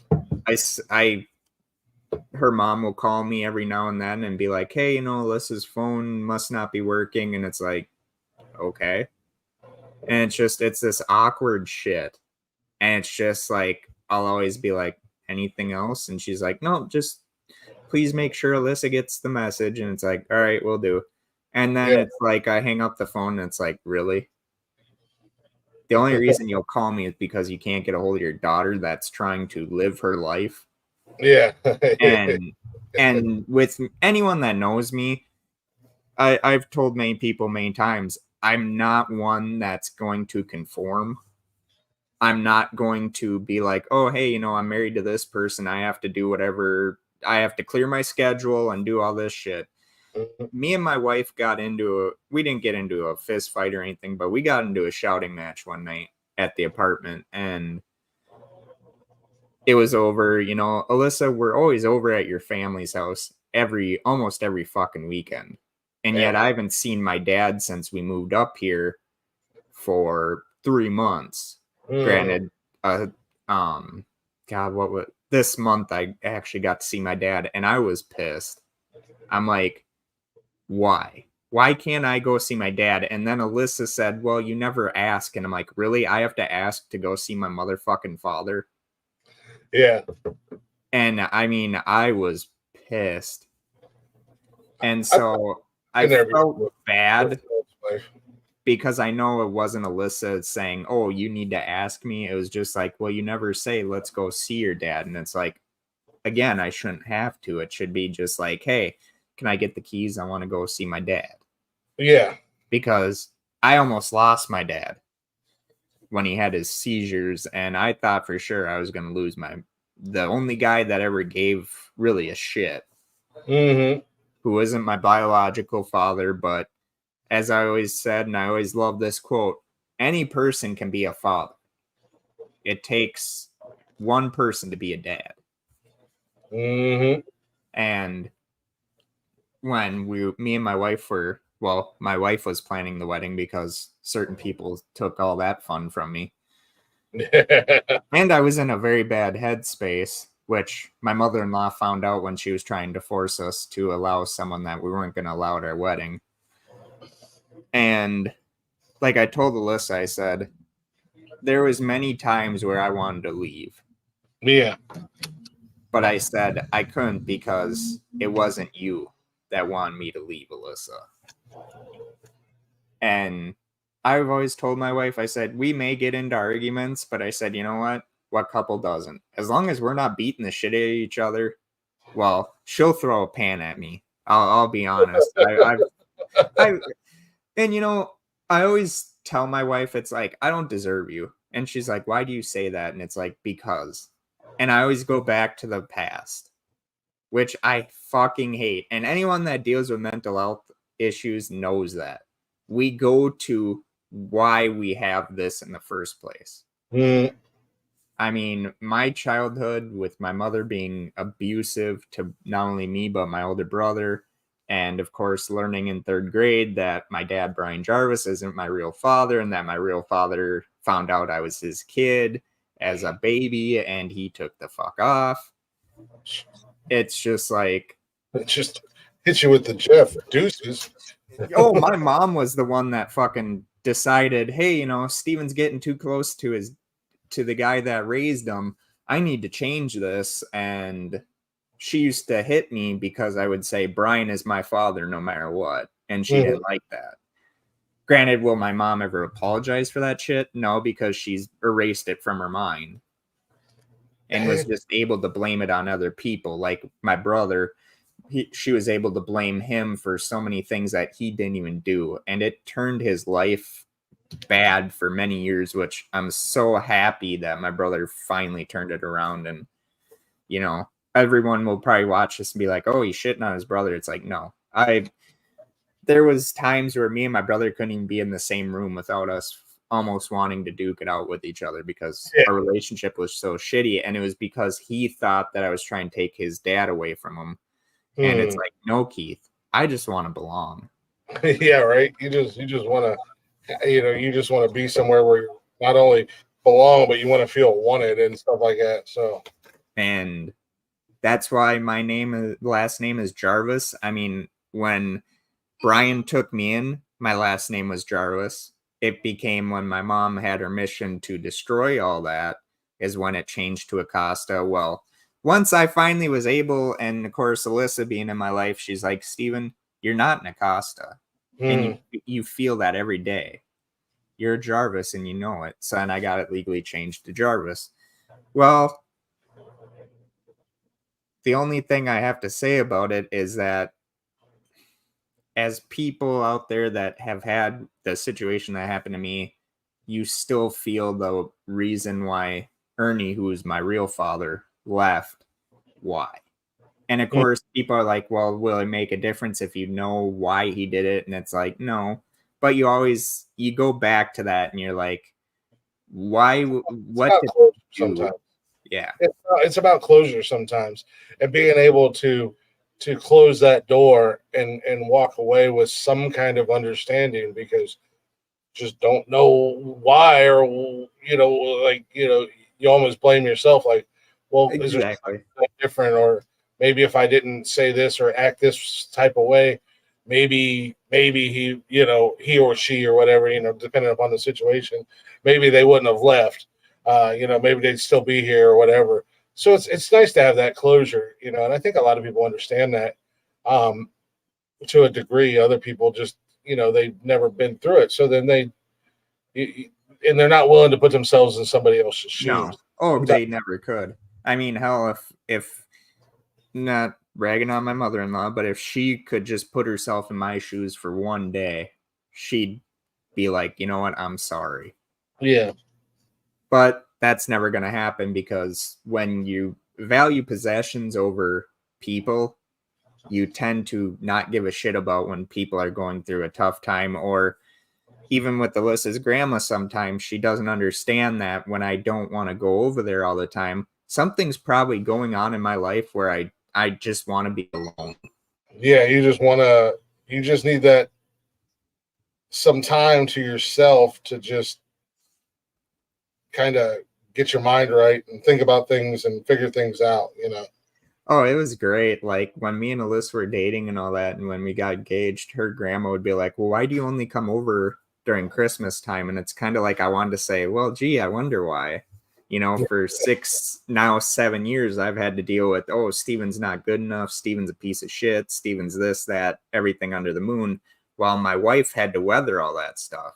Yeah. Because if I'm not there, people are talking shit about me behind my back, and they're telling her, oh, you don't know Steven. Yeah. It's like, how doesn't she? She's been with me for 7 years. Yeah. It's like, if anyone doesn't know me, it's the people that are talking shit and believing everything they hear. How long have you and your wife been together total now? 7 years. Okay, We've been married for almost a year. Oh, wow. You guys are still in the newlywed game. Yeah. And she still hasn't fucking killed me yet. I always feel so bad. And of course, my buddy Bryant, which I wish I could get him on the show every once in a while just to have us talk shit about each other. We'd probably be doing better than some of the stuff I do now. But he asked her the first day he ever met her, like, hey, blink twice if you're here against your will. And it's just like, you fucker. And I've known that kid since middle school. I mean, the first day me and him met, literally 2 people were trying to jump him because they didn't like him, because they didn't know him. And I got right there. I spun Bryant around and I stood right by him, put my arm around him like he was my brother. And I said, you know what? You want to fuck with him? You got to fuck with me first. Yeah.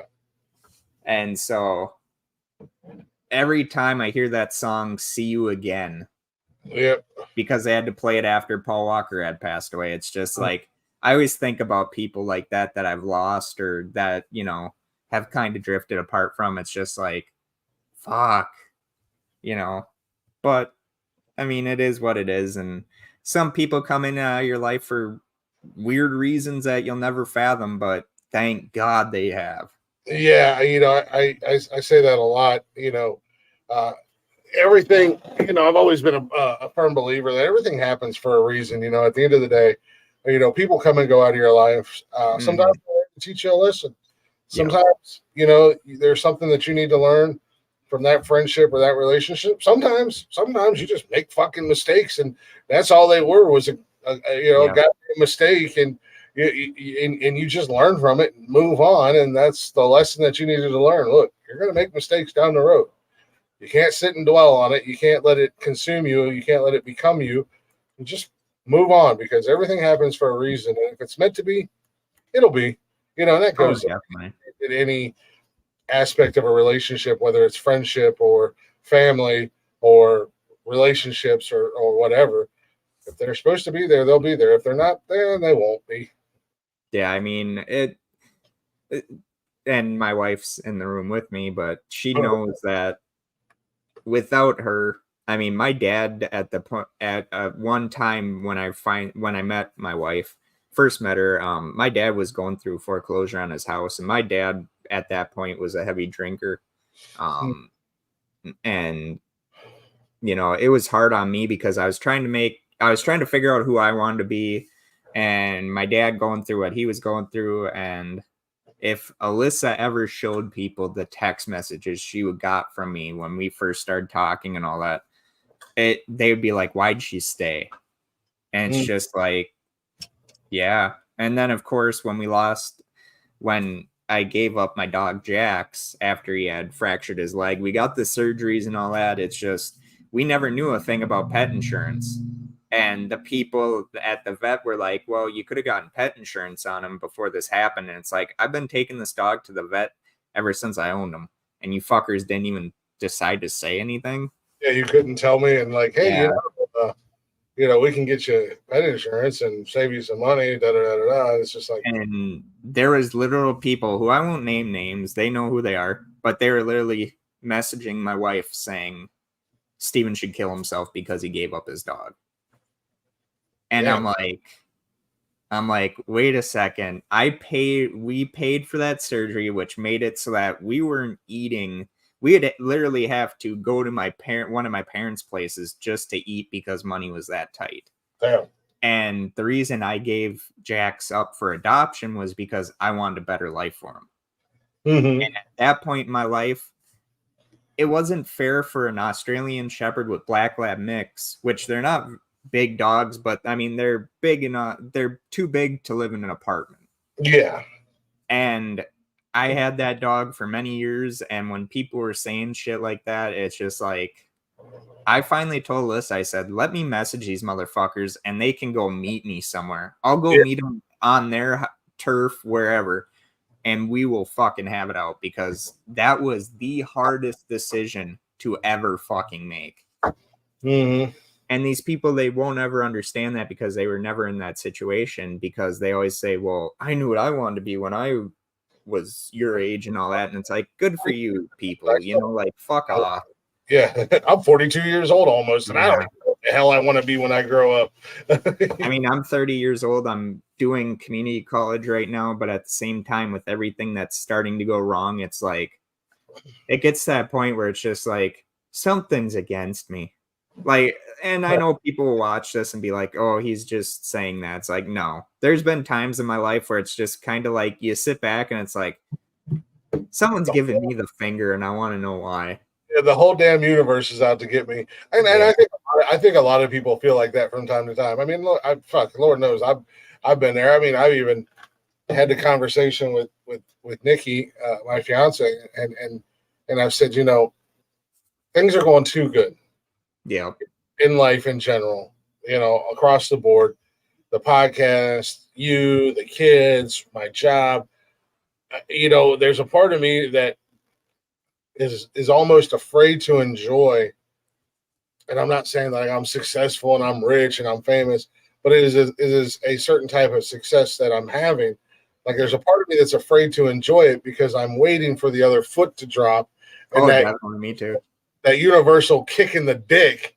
Yeah. But then at the same time, it's like, I can't continue to think like that. Look, I've been through a lot. I've overcame a lot, and things are looking good and things are going good. Let's go ahead and embrace it and enjoy it and have fun. And that's a hard thing to do from time to time for people. So I totally understand that feeling of the whole damn universe is out to get me, and I don't know what the hell's going on. I mean, there's been times where it's just it and granted, not lately, but like before, when me and my wife were first starting out, and then of course when I gave up my dog, there's times where I just said fuck it. Mm-hmm. And I didn't care if I was alive or not, and it's not smart to be that way. And to anyone that's listening to this podcast that hears those words, there is a silver lining in everything. I mean, I may shit on myself. I may think I'm a bad person. But honestly, as I've been told many times, and I tell myself a lot, would I have the things I have or the people that are around me if I was such that type of person? And a lot of people think that. And you know what? I'm here to say this. I'm not trying to be preachy or anything, but you know what? You got to wake the fuck up. Mm-hmm. You got to look at that person in the mirror and say, you know what? There's a reason why these people are around me, and you're always gonna have people that hate you no matter what. They'll pick on you for fucking. My thing is that I haven't had a job in a while.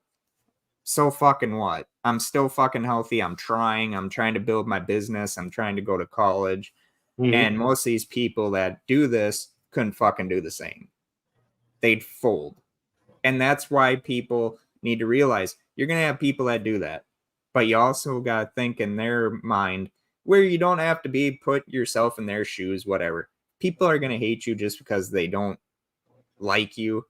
Okay. Mm-hmm. But if they pick a single solitary moment why they don't like you, just tell them to go fuck themselves. Yeah, that's kind of my thing. You know, people don't like the podcast and shit on the podcast and talk shit about it. And it's like, the fuck are you doing? Yeah. You know everything about podcasting. Why aren't you? Oh, that's right, because you're on an app where the same group of assholes have done nothing but argue for the last 2 years, and you're still in the same arguments. How are you going to tell me how to do a podcast or that my podcast sucks when you aren't doing shit? Yeah. It's like, calm down, because our door is always open at Nonsensical Nonsense. Mm-hmm. If you want to go on Nonsensical Nonsense, just let us know. I'll bring your ass on. Haters or not, I don't care who you are. Door's always freaking open. You want to come in and start hating on it, be ready, because we ain't the type of people that are just going to lay down and let you come and talk shit and run our show down, especially on the show. I'm going to let you up. Oh, that's why I said, there was an email I got from someone that remained anonymous, which I never knew you could send an anonymous email, but they did. And they fucking were shitting on my wife, Alyssa, because she used to be a co-host on the show too. Mm-hmm. And they're like, oh, well, she's this, that, and everything under the sun. And I'm like, you know what, dude? I'm going to tell you one thing. And I simply messaged them this. I said, set up a meeting point. I'll come meet with you. Yeah. And I said, whatever happens, it's your decision. Yeah. But I said, until you have the balls to say that shit to my wife's face, I never want to fucking hear it ever again. And that's why I love Rip, the character from Yellowstone, because and some people will say, well, you're not like Rip. It's like, you've never pissed me off to a point where you've seen that. Yeah, no, everybody's tough and everybody has an opinion when they got a keyboard in front of them and they're anonymous. I'm not out here trying to fight everybody and anybody. I joke around and I kid around. I'm like, I got like 5 good fights left in me. I'm old. I'm busted up, man. I've fought most of my life. I got like 5 good ones left in me. I'm not wasting a fist fight on some douche news, from fucking internet. Now, I'll go back and forth with you. I'll roast the shit out you. I'll invite you on the show. I mean, like last week, we had some ass clown that came in that was on our Instagram talking shit. And I know where it came from. I don't know who it is exactly, but I know where they came from because I was making fun of a certain group of people and dragging them for being losers. And then all of a sudden this fool showed up with a fake account on Instagram. And I just stopped commenting back. I just kept putting the link because we were live. I just kept putting the link. Come on in. On the show. Come on the show. Come on the show. Here's the link. Here's the link. And it's doors open at the end of the day. I mean, if you really don't like the show that much, at least come on the show and tell me why. Damn. Yeah, definitely. Stop hiding. Yeah. I always get a kick out of that when they just shit talk you, but when you give them that link, crickets. Mm-hmm. Yeah. And I've been playing a lot of Texas Chainsaw Massacre, the game, And Mhm. yesterday, this guy just kept saying, "What are you doing? What are you doing? He's gonna spot you." And it's like, dude, do you let me fucking play? Yeah, let me. And Yeah, finally, I fucking just roasted him. And then after that, he called me the F word, which yeah, it's like, hey, you know what? So be it. If as long as I'm fucking happy, I'm happy. yeah, But yet, if you saw my wife, you'd know that's not the case. And so I finally said, because he escaped the same way this other guy did. And he's like, why didn't you escape with us? And I'm like, maybe I didn't want to do that. Maybe I wanted to find a different way. yeah. Well, you're a F word and all that. And I was just like, okay. And what did your wife do to piss you off? And he's like, well, I'm not married. And I'm like, thank God for that. Yeah, Which right. I'm glad I wasn't streaming because I do have a Twitch channel, and I was like, I should try and stream a little bit of it just so that people can see another side of what I do and all that shit. And um Alyssa's like, yeah, but here's the thing. You have a very short fuse with people. And I'm like, hey, people love that shit. Yeah, we said it on the show multiple times. As Eric Bischoff said, controversy sells, man. Yeah. Drama, drama, drama. Speaking of that new Texas Chainsaw Massacre game, how is it? I've been debating downloading it and playing it. I like it. And if you ever want to play, I'm down. I'll play with you, man. I don't care. I love that game. It looked like it was a lot like Dead by Daylight or something. Is it And I something? always love when people always try and do that with comparisons and all that. It is to a point, but it also is it's different. It's its own game. Yeah, And also, I always get a kick out when the people are like, "Well, Dead by Daylight's so much better." It's just like, who the hell cares? yeah. No, I've played a little bit of Dead by Daylight. It was all right. But I was like, oh, Texas Chainsaw. Horror genre is my world. I love the horror genre movies, and like to the point where several years back or a few years back, Call of Duty had released on Halloween. They had the Michael? Jigsaw, Leatherface. Oh yeah, the seasons, yeah. I think Jason Voorhees or something like that. But I bought the bundle because I'm like, this is cool. I'm a horror guy, I'm going to buy the bundle just so I can play as these characters. So I kind of played Dead by Daylight a little bit here and there. Didn't ever get really into it, but then I seen this, and I just watched the video to it, and I was like, okay, maybe it's something similar to that, but with the Leatherface and his family and the Texas Chainsaw Massacre storyline, that might be a little bit cool. I just haven't downloaded it yet because I haven't really, honestly, been. I was going to play Call of Duty last night, but I wound up getting so busy with posting the episodes and shit that I didn't even get to play. And I was like, well, I'll play Saturday. And we got up this morning and went and looked at that house, and then we went to lunch, and we came home, and the Browns were playing, and then I was like, well, watch the Browns game and play a little bit of Call of Duty. Or I was like, screw it, I'll just watch the Browns game and then get ready to come on here with you. And one of my buddies was like, what are you doing today? And I said, I'm pulling double duty. He's like, what the hell are you talking about? I said, well, got my show at 7. And then I said, before that, I'm going on my buddy's show. And he was like, oh, I did see that. He was like, you're just everywhere, aren't you? Yeah, a little bit.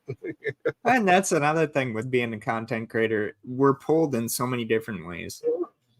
I mean, and sometimes I'll put something like, hey, I have this interview, and I'll forget who it's with, and all of a sudden they'll cancel at the last second. It's like, oh, thank fucking God.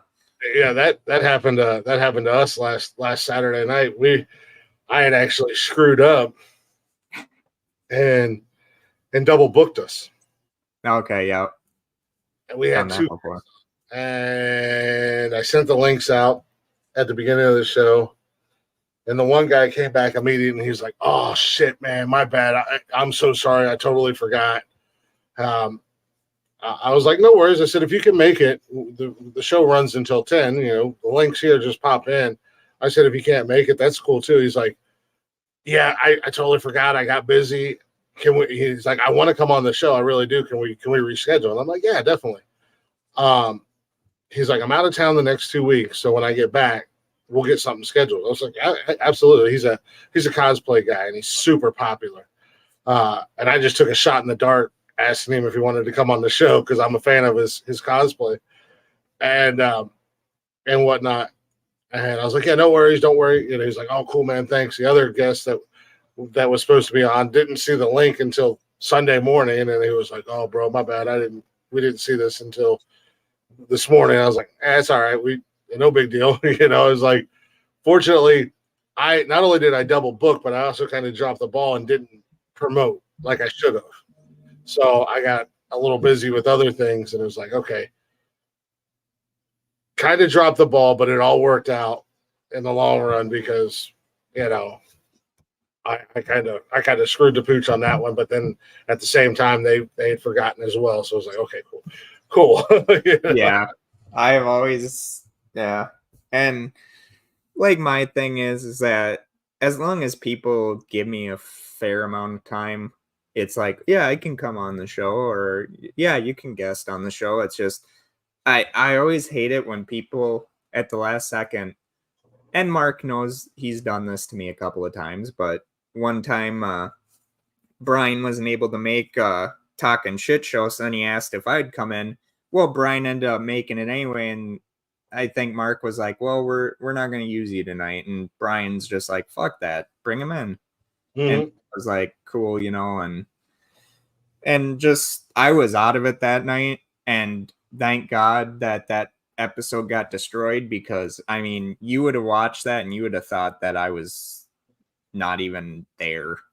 Because I mean, it was just, and I don't know why. It was just one of those things where it was good, fun discussions that we were having that night. It's just something must have been going on, because I was out of it.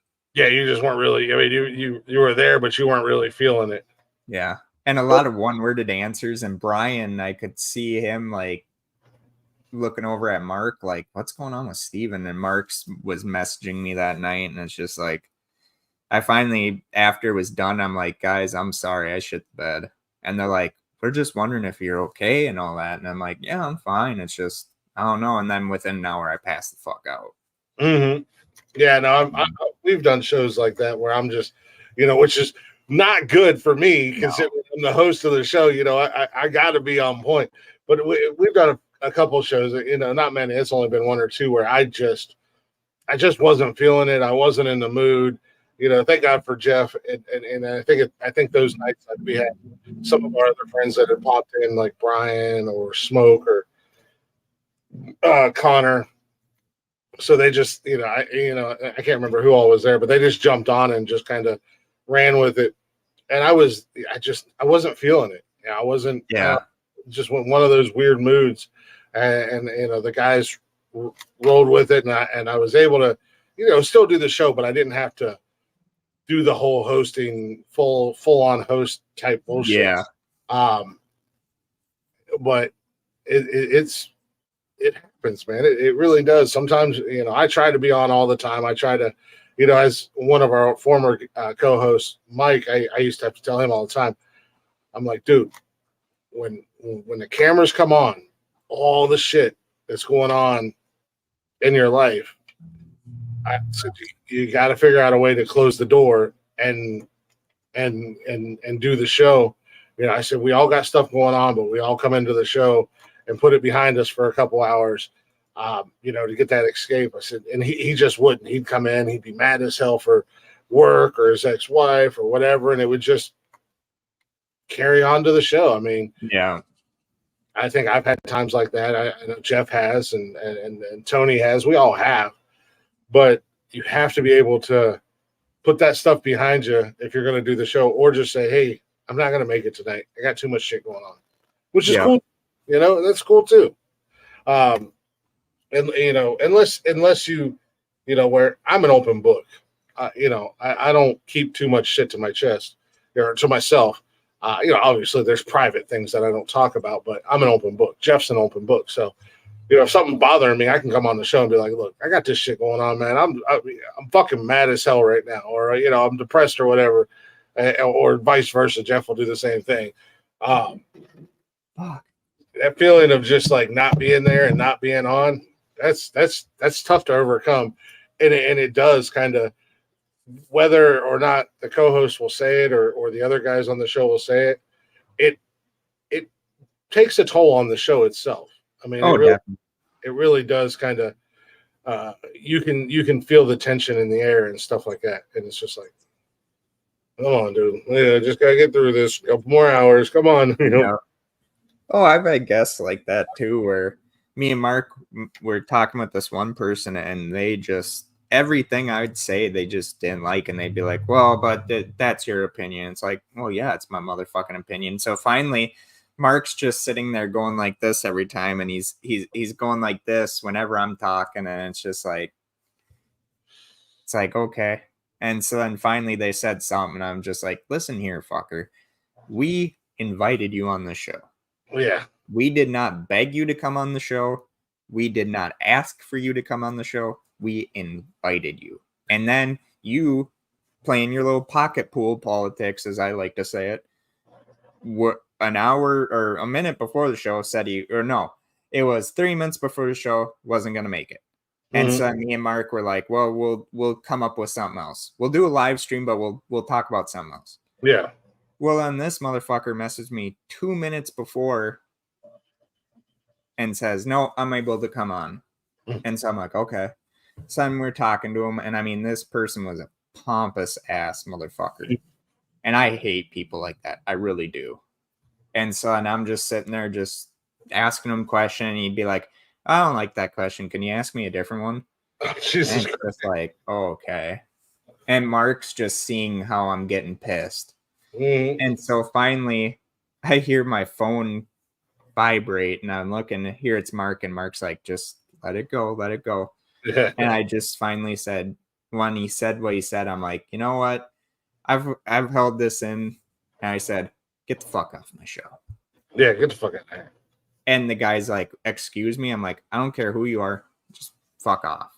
I said, I'm not gonna deal with it anymore. I said, "I'm asking you a serious question. You blow it off. You ask me to ask you a different one, and you're fucking being an asshole." I said, "At least have the fucking common decency when someone at least says, yeah, you can come on my show, promote your shit, that you're gonna fucking have that common courtesy." And the guy's just like, "Well, I didn't want to be on your show anyway." I'm like, "Then why the fuck you here? Yeah, Why are you still here?" And he's like, "Well, are you still gonna promote my shit?" And I'm like, "Dude, I'll fucking promote it by taking a shit on it and fucking saying this is how I think about your shit," and fucking I kicked him off the show. Yeah. No, we've been very fortunate in the few guests that we've had. They've come in, and I try to give them a little heads up. Look, we're not your normal podcast. Oh, I know. You were worried about me. Yeah, like I told you, we're a little unhinged, and there's no, we just say what we say, type deal. Give them a little warning, and we've been very fortunate. We've had some great guests on the show, you included. But like I was about to say, no, you don't have to kiss my ass just because no, you're on my show. we had fun. The guys enjoyed it. We had fun. I think, as much as I was kind of geeking out that we had the lead singer of Blacktop Mojo on there, one of my favorite rock bands out there right now. We were very fortunate to get Matt on the show. He was great. We had some connection technical difficulties and whatnot like that. He was literally on a tour bus. They were leaving that night. They had just hit the road for their tour. But I think, one of my favorite guests was Chris Cluey, former kicker, Minnesota. Yeah, Minnesota Vikings punter. And he came right in the gate, boom. And we had so much fun with him. We laughed and joked. To the point where he stayed way longer than I thought he was going to stay. The only reason he left was because he had to go get his kids, because he's out in California. So it's right behind us. He had to go get his kids or take his kids to soccer or something like that. And he was like, "Well, I'd love to come back." And I was like, "Oh, cool." It was like one of those things, like, when you run into somebody that you've seen him forever and it's like, "Oh, dude, we got to hang out." And you're like, yeah, definitely. But then you never hang out. I really thought it was like, just crispy and nice. He's like, "Oh, I'd love to come back on the show," to the point where I can't remember if it was that same week or the very next week, he was right back. and we picked up right where we left off. He was so fun to hang out with. And like I said, he's probably one of my favorite guests that we've had on the show so far, just because it was so unexpected. And he rolled with the punches. He busted our balls just as much as we bust each other's balls. And Jeff took a couple cracks at him, and he snapped right back at Jeff. And it was so cool to have him on the show. And to be and he was a football player that it wasn't like one of those random football players that you didn't really know. I mean, I remember watching Chris play for Minnesota and stuff like that. And I remember him as a player, and it was like, that was really cool because like this dude had a legitimate career. Nothing against, we've had other former football players on. One guy played for Clemson. And he got drafted, or he was an undrafted free agent. Got signed by New England. And we had another guy that was a football player. I can't remember his name off the top of my head. Holy shit. But he was a former Clemson player too. And he was great. I mean, we didn't know what to expect, but he came right in and he was cool as hell. And he was like, I only got a half hour. Well, that turned out he stayed for an hour. And he was supposed to be coaching. He coaches flag football or plays flag football, one of the two. And it turned into an hour. And then he was literally sitting in the parking lot at the complex. He was like, I have to go in, but I don't want to leave. I'm having fun with you guys.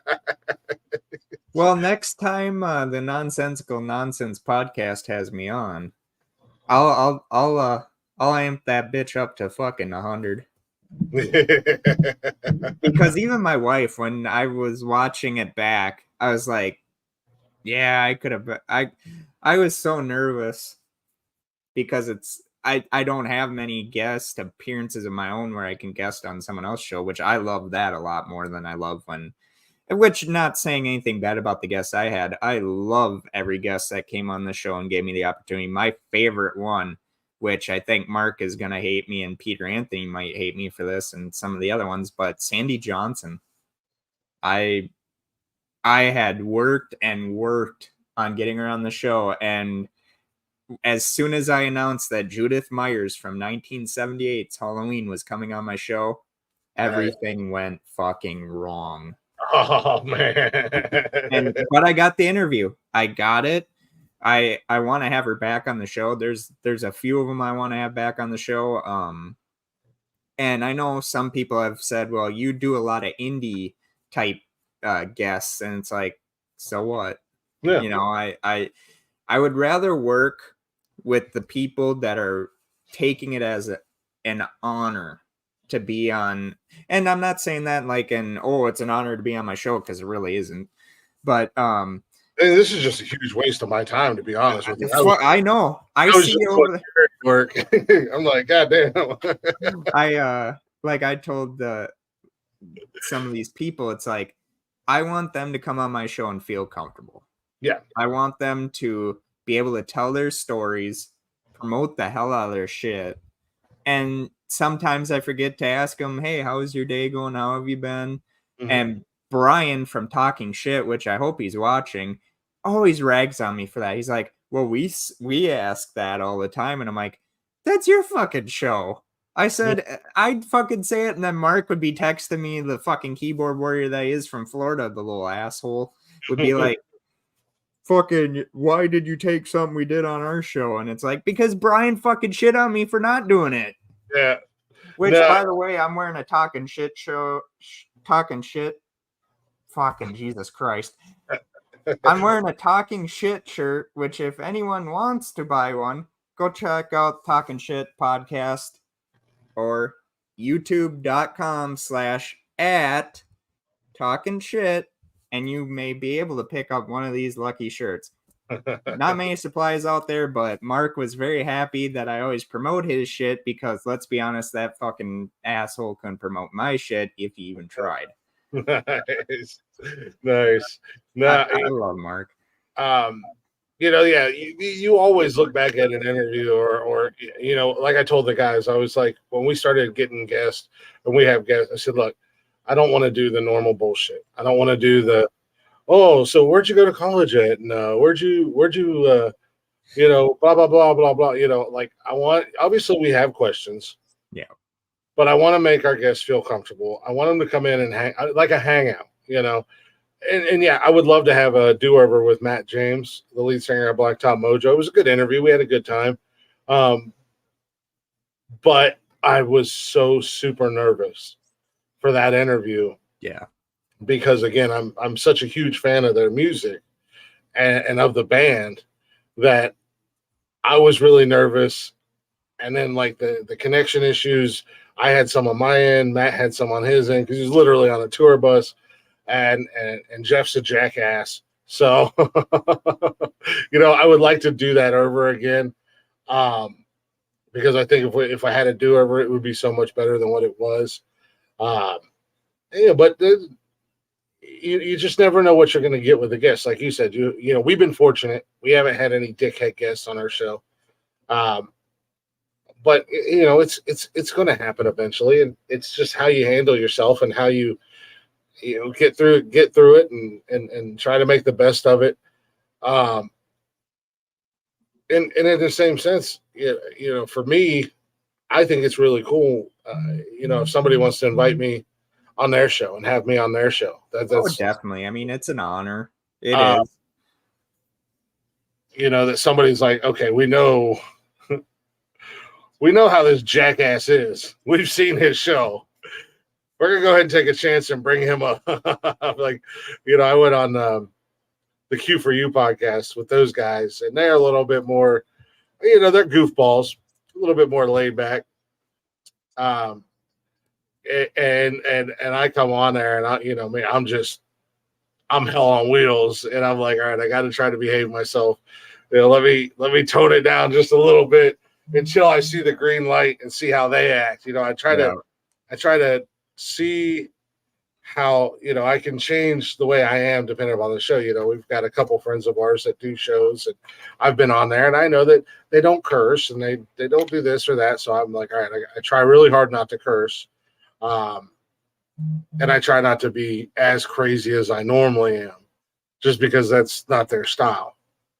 So you have to be able to adapt and change because, if I get the reputation of being some fucking lunatic on every show I go on, and if that's not their cup of tea, then they're gonna be like, well, we like the guy. He's cool. His show's cool, but he ain't got no sense in his head. He don't know how to act. He ain't got no manner. Yeah. So great. We got the Sam Kissinger of fucking podcast here. Or the Sam Kennison, that's his name. Oh my god, that day that I came on your show, which next time you guys have me on, or if you have me guest host one night, maybe I just come in and say, howdy do, fuckers. I mean, it is the thing, and a lot of people are like you said, you see me as timid sometimes, but it's like once I get to know the show, just like what you were saying, then it's just like, ooh, okay, I can work with this. Yeah. I mean, I was on a show one time where I felt like they were church people. So then I'm just like, well, there goes part of my, dialogue. Yeah. And I was just I was talking about how Sam Kennison one time had a thing on SNL as a guest host where they weren't going to allow him to say a joke about Jesus on the cross. Mm-hmm. And so I'm getting into it, and I'm like, and the people said when Jesus was up on the cross, nailed to the cross, well, he didn't have to die. And Jesus says, yeah, well, grab a ladder and get me down from here. And the look on their faces, their mouths were so agape open. I'm like, do you want me to leave? And they're like, I think we're going to wrap it up here. And I'm like, but we're only 5 minutes in the show. And they're like, yeah, well, we're kind of religious. And I'm like, fuck. And so I messaged them. I'm like, I am so sorry. It's literally a joke. Like, I'm not trying to be, I believe in God, and all that shit. And they're like, no, you were fine. You're fine. They're like, just please lose this number and never contact us again. It's just like, okay. And I've been on a few shows like that where it's just like you read the room wrong. Yep. And like the host was talking shit about me, so I'm like, okay, dude, I'm gonna steal your fucking wife when you least expect it, and she's gonna have your kids are gonna be calling me daddy before you know it. And the guy literally kicked me out of the thing. And I watched the stream, and he's like, yeah, I'm never having that some bitch on here. How dare he say that? And I was in his comments, and I'm like, dude, you were talking shit about me. I thought we were cool, and you turned into an entitled pussy. Yeah. And he's like, moderator, get him out of here. He's telling lies. And it's just like, I was watching the more comments, and the people in the comments were just railing him. Yeah. They're like, oh, so you can tell a joke, but you can't take one. And he's just like, fine, I'm done with this stream. And it was only like a 20-minute stream that turned into like only 15 minutes. And I'm just like, really, dude, you lost your shit just because I was dishing it back to you. And the guy's like, no, you weren't. You were going dark, man. You were going dark. And I'm like, dude, you're talking about fucking one of my cousins. Yeah. And I said, but I can't touch your wife and your kids. And he's like, well, that's not the same thing. And I'm just like, dude, we were bullshitting with each other. And he's like, well, I'm not going to have you on the show. A month later, he comes back. He's like, can you be on my show? I'm like, fuck you, dude. No. Man, yeah, no, yeah. That's one of the things that we, look, we're going to dish it out, but you better believe that we can take it just as well as we can give it, so hopefully people are the same way. And not everybody, and again, nonsensical nonsense is not everybody's cup of tea. We understand. We're more like a 100-year aged bourbon. It's hard to swallow. We're more like fine wine. We're the ones that throw the wine out the fucking window and be like, ooh, whiskey. Yeah. We're fermented fruit on the ground. We're tough to swallow. All right, we understand that. But all I could think of is almost Heroes when the guy gives Chris Farley's character a little bit of a drink, and then he's like, "Hey, get your own," fucking drinks the whole bottle. Yeah, I understand. I understand that we are. Look at the title of the goddamn show. It's nonsensical nonsense, man. For the love of God, it's nonsensical nonsense. It is what it is. I mean, Jeff and I went on a rant in the early stages of the show about our funerals and how. And if you guys want to go back through, there's over 300 episodes. But if you go back through and find the We Put Fun in Funeral episode about how when Jeff dies, he wants a Viking funeral. I'm going to run into the church with a Molotov cocktail and chuck it at his coffin. I want to be stuffed. So Jeff's going to pull up with a big Build-A-Bear stuffing machine and wrap a tow cord from a winch on a truck around my legs and drag me out of the church and just shove this Build-A-Bear stuffing tube up my ass. Proceed to stuff me with Build-A-Bear stuffing. We did a whole 2 hours, whatever, talking about this. Just crying, laughing. We were having so much fun. We were laughing our asses off. But for the normal person, they would listen. What is wrong with these two guys? But then the other people that are like us, they were laughing their asses off the whole time when they listened to the episode. My wife, or no, someone in my wife's family one time, they're like, what do you want a lot of people at your funeral? I'm like, fuck no. I'm like, I hope when people come to my funeral, I hope they kiss my bare ass. Yeah. And one of the people trying to mess with me, they're like, well, aren't you afraid? And I'm like, what? And they're like, well, if you bury your bare ass and you want people to kiss it, aren't you afraid someone's gonna be like, hey, maybe he wants me to fuck it? Yeah, there's like, you're talking truth. Now you make me want to get cremated.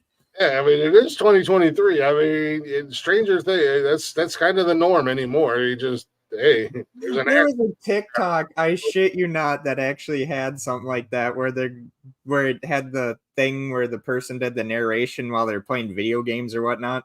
And they're like, low key, went to a funeral. The dude thought it was a chick, and it turned out to be his own uncle. Oh, shit. And in the comments, all you saw was, so the dude's an uncle fucker? Uncle fucker. Yeah, no, exactly. I mean, hey, we've done shit like, we confessing our love to Ryan Reynolds and how much we love Ryan Oh Reynolds my god, I would have loved to have been on that one. and Kevin Costner, and then we like hashtag fuck Blake Lively. I mean, we Jeff and I come up with the most random, crazy shit. And Fuck. we start laughing our asses off, and we just run with it. Like Wednesday night with Spunky or Dusty Spunk was our NASCAR driver, and we were coming up with all these how the car was going to be painted and the sponsors for Dusty Spunk, the NASCAR driver. Just so many weird ass things, but we were having fun with it. Yeah, Oh, shit. it's childish, it's immature, it's ignorant as fuck. But at the end of the day, we're having fun. We're not hurting anybody. And if you don't like it, don't listen. I mean, that's the bottom line. Just don't fucking listen. If you don't like it at the end of the day, nobody's forcing you, unless, as we tease, our show is used in Guantanamo Bay for torture tactics. They just put us on repeat and until the prisoners tell them what they want to hear. I was so glad that when me and my friend Bryant one time we were talking about something when we were playing video games, fucking. Then Mark came in. He's like, "Hey, you guys want to play a game? It's kind of like Cards Against Humanity, but it's, you get a scene from a random movie, and then you have to fill in the scene." And Mark's just like, Mark sees a bunch of little people walking around, and I'm like, "Oh yes." And Mark's like, "Steven, I swear to fucking God, you do it." And he's live on Twitch. And as soon as he fucking seen what I put on there, he's like, "Okay, everyone, if you want to know who did this is Steven. He has his own Twitch channel. You can fucking get him canceled." And I'm like, "Mark, every time they tell him he's late for the lollipop kill." And Alyssa's sitting there laughing. And she's like, "Mark, when he's trying to have sex with his wife, but finds out that he's too short." And I'm like, "And you're saying I'm going to hell?" Yeah. But yeah, anytime like you want to play video games or anything, I'm down, dude. What system do you have? Xbox. Oh, perfect. Yeah. Well, yeah, Which is probably what I'm gonna do after I'm done with this. I'm probably gonna go live on Twitch doing Texas Chainsaw. Nice. I'll have to get with you here in the next week or so and about having you back on the show. But Fuck yeah, man. what the hell is my gamer tag? Actually, why the hell am I even scratching my head wondering? I have Xbox on my phone. I was about to say you could message it to me after this too, so that some random fucking fuckwad isn't like, "Oh, I'm gonna go on there and fuck with them." Because I hate to tell you people, if you hear our gamer tags and you think you're gonna come in there and we're gonna be all fucking subdued, no. Yeah, I Especially with a game called What the Dub, which can turn into a fucked up game. It's like Cards Against Humanity, but it's on Twitch and a lot of people play it. Mhm. And if you ever get into a party with me, Bryant, Alyssa, Mark, Nacho, aka Paul, the dirty Texan as we call him, oh my God, if you ever play What the Dub with us, just know we do. And I don't care if anyone's streaming it, I will go dark.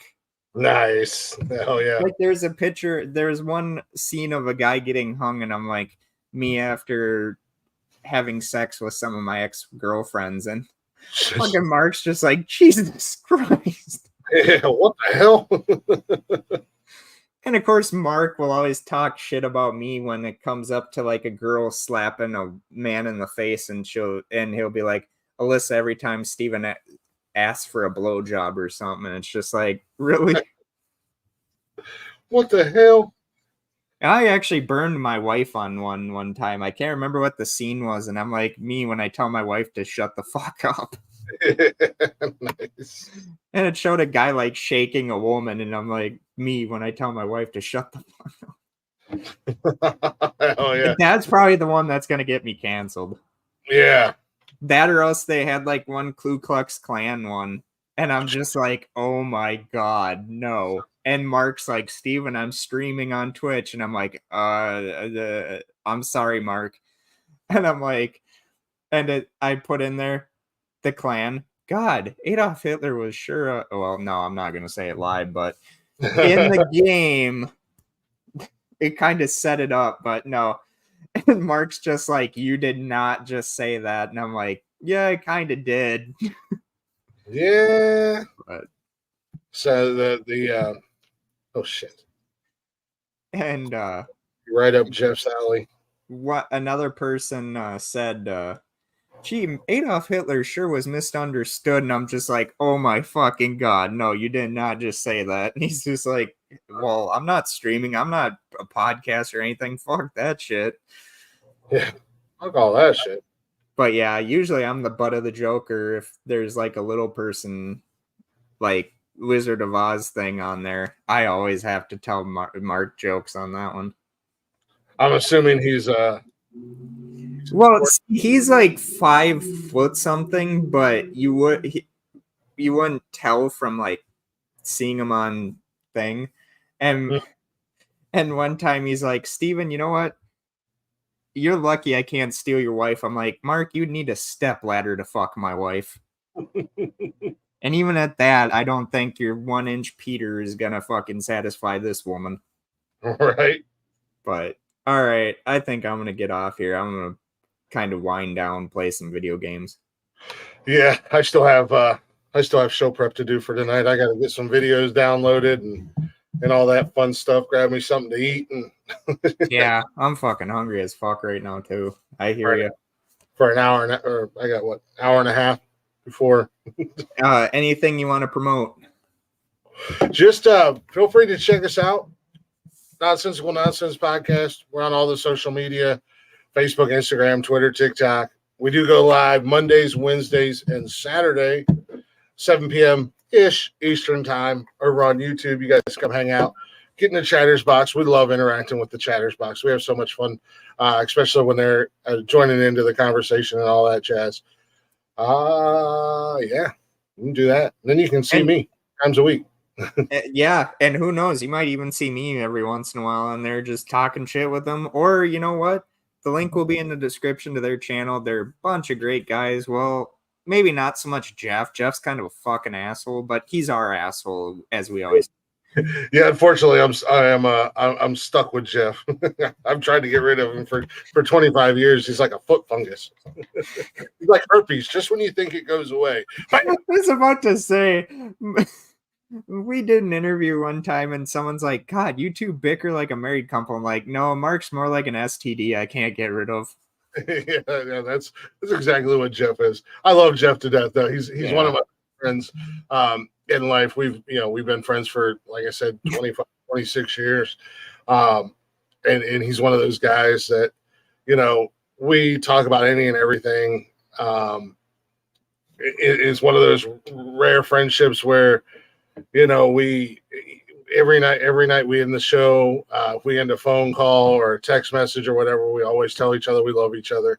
It's just one of those things. He drives me absolutely fucking insane 99% of the time, but I love the guy, and we have a good time when we do the show. And like I said, we're not everybody's cup of tea, but check it out. Give us a chance. You might like us. And like I said, Stephen, I do want to get with you here in the next week or so about having back on and trying to figure something out that works for you. Obviously, we don't want to tear in too much to your schedule, but if there's a particular day of the week that you're available and At you want any time, man. I mean, I gotta try and get back into, because I feel bad that I didn't do a pre-recorded episode this week, but with shit going on and then figuring out what's gonna keep going on with college. But like I told Liz, I said by the first week of September, if the student loan shit hasn't been figured out yet or whatever, I said I'll probably just drop out and go find a job. I mean, there's tons around here. It's just trying to find the one that I'm gonna like doing. Yeah, exactly. Well, and you keep doing your show, man. Like I said, you got a good thing going. You do a really good show. Like it's more background shit. Like people look at the cross and they're like, "But Steven, you said shit about Jesus nailed to the cross," and it's just like, no, I was just copying a joke from a famous comedian that's no longer with us. And I'm gonna get some more shit like posters and stuff in here. Yeah, I'm just in my bedroom, like Same here.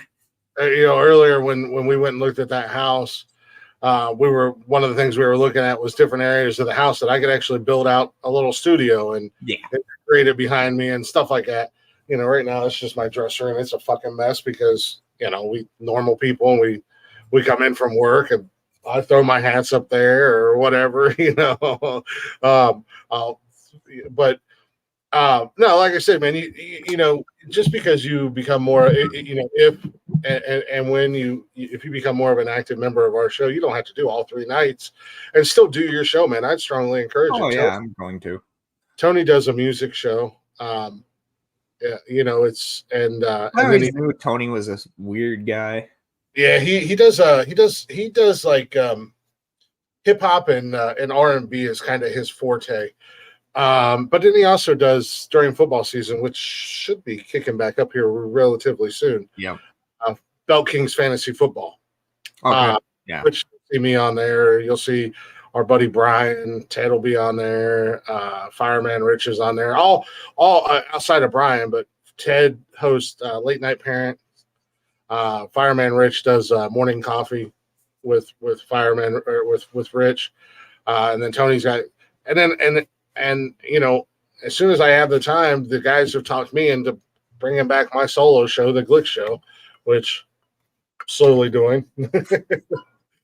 I've got like 3 or 4 episodes of the Glick Show, but I'm like, at this point, I'm already doing 1 to 2 shows a week. Yeah.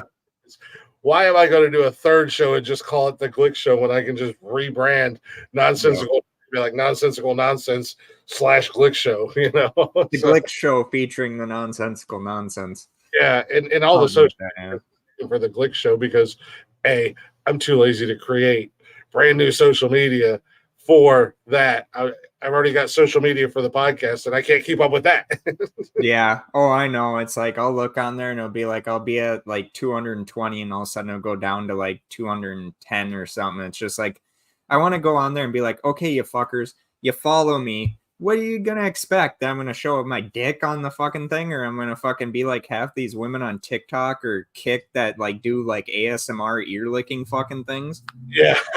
Well, I wouldn't. A little piece of advice: don't let the numbers and the views and stuff consume because then at the end of the day, it not only does it consume you and eat away at you, but it starts to chew at your confidence level and stuff like that. But then that becomes your whole personality. Yeah. And definitely. When people are, my last episode, I just posted an episode and I got 500 views, I got 500 listens, and I have 5,000 followers and blah, blah, blah. And then they come back and it's like, I have 4,999 followers. Fuck you guys. Oh, no, I'd never do that. I always tell my fans I treat them like I treat anyone else. Well, most people, but yeah, it's so weird.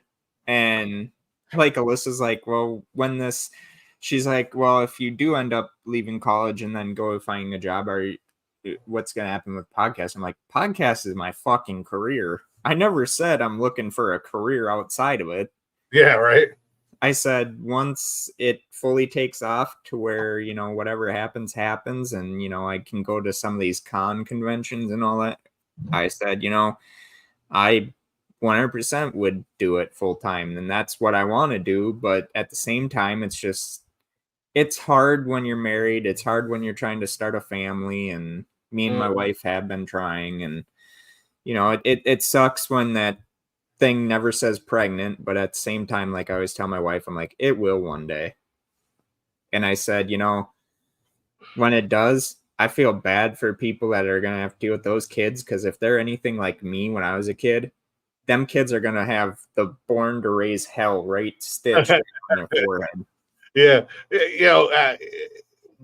When the time is right, you said you're seeing that pregnancy test coming back negative, stuff like that, not pregnant.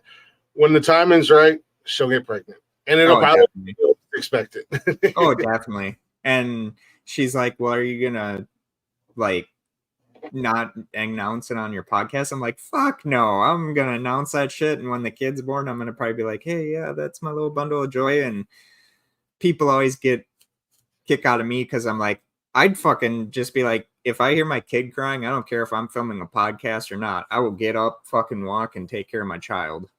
I hate that when you get into like a lobby with people and all of a sudden you hear the kid constantly like fucking crying. I get to the point where it's like, dude, take care of your fucking child. The game is still going to be here when you get back.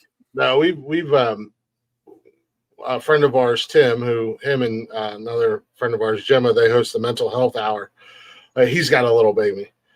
And I remember when she was born, and he's always been, I mean, if she started crying, he's been on our show several times, and he would just go get her. And of course, all of us guys on the show just turn into a bunch of sissies. Oh, look at the little baby. But I was watching their show Wednesday night before our show because they go live Wednesdays on Twitch at 6. And I was watching it while I was getting ready for my show, and she was doing something, but he went and got her. And I couldn't believe how big she'd gotten since she was just a little tiny baby the last time I seen her. And, my buddy Connor, who he's going to become a member of the show. He's always wanted to. He's just active duty military. Now he's got some health issues, and they're getting ready to, he's going to be getting discharged from the military, and then they're going to be moving. And I told him, I said, dude, in the meantime, come on the show when you're available. Yeah. Once you get discharged and moved and they're coming back to Ohio. So once you get all squared away, then we can look at that full-time being on the show every episode. I was like, but right now you got to take care of yourself and your family. But his kids are constantly, he's got 2 little boys and then they got a little baby girl. He's had the kids on there. The kids have run in. Jeff's kids are run in. My kids are constantly, when they're here, in and out of the show. I mean, Tony and my oldest daughter do a whole freaking dance breakdown. But my kids are a lot older, so it's a little bit easier compared to having a baby. I couldn't imagine trying to do a show and have a newborn in the house. But I would have been the same way. I just went and got him and been like, all right, we're going to do the show. Plug your ears, little baby Glick, because daddy's an animal. Yeah. So. All right. Thank you for coming on, man. Yeah, absolutely. Thanks for having me. Also, check out the Nonsensical Nonsense podcast. Talk shit about Jeff on there if you want. Glick and Tony do it enough, but Jeff's a good guy. They're all good guys over there. They're on all forms of social media. They're also on YouTube. Links will be down in the description. And I'll talk to you later, man. Yeah, I'll talk to you later. We'll be back in an hour and a half, actually. I will. Yeah, I'm done with this shit for today. Yeah, I got to do another show. Hey, man, it was good talking to you. It was good seeing you again. I'll reach out to you this week and see what, when you're available and what it looks like for you coming on the show. Get you on there a little more. Hang out with it. All right? All right, man. See you later. Hey, man. Much love, man. Deuce. Yep. And that was Glick from the Nonsensical Nonsense podcast, which, again, they're on all forms of social media. Also on YouTube at youtube.com/@nonsensicalnonsense. And go subscribe to them. Go like their content. And if you haven't yet, please also like, subscribe, comment, and hit that notification icon for the Stephen Jarvis and Friends podcast. We truly do appreciate everything the listeners do for us and even putting up with us. So we're at 84. We're trying to get to 100 subscribers. Let's do it. Let's get out there. Let's subscribe. Let's spread the word. And also go check out Talking Shit on YouTube. Go check out the Nonsensical Nonsense podcast on YouTube. Go check out Night Watch Zone. Go check out Bucket of Chum, the Broken System podcast. And there's many more out there. I know I'm forgetting some, but go check out a lot of the great shows. I'll try and have them in the description. But thank you all for joining us. Hope you all have a wonderful weekend, and I will see you next time. Nope, wrong one. I'm sorry, I'm an amateur at doing this.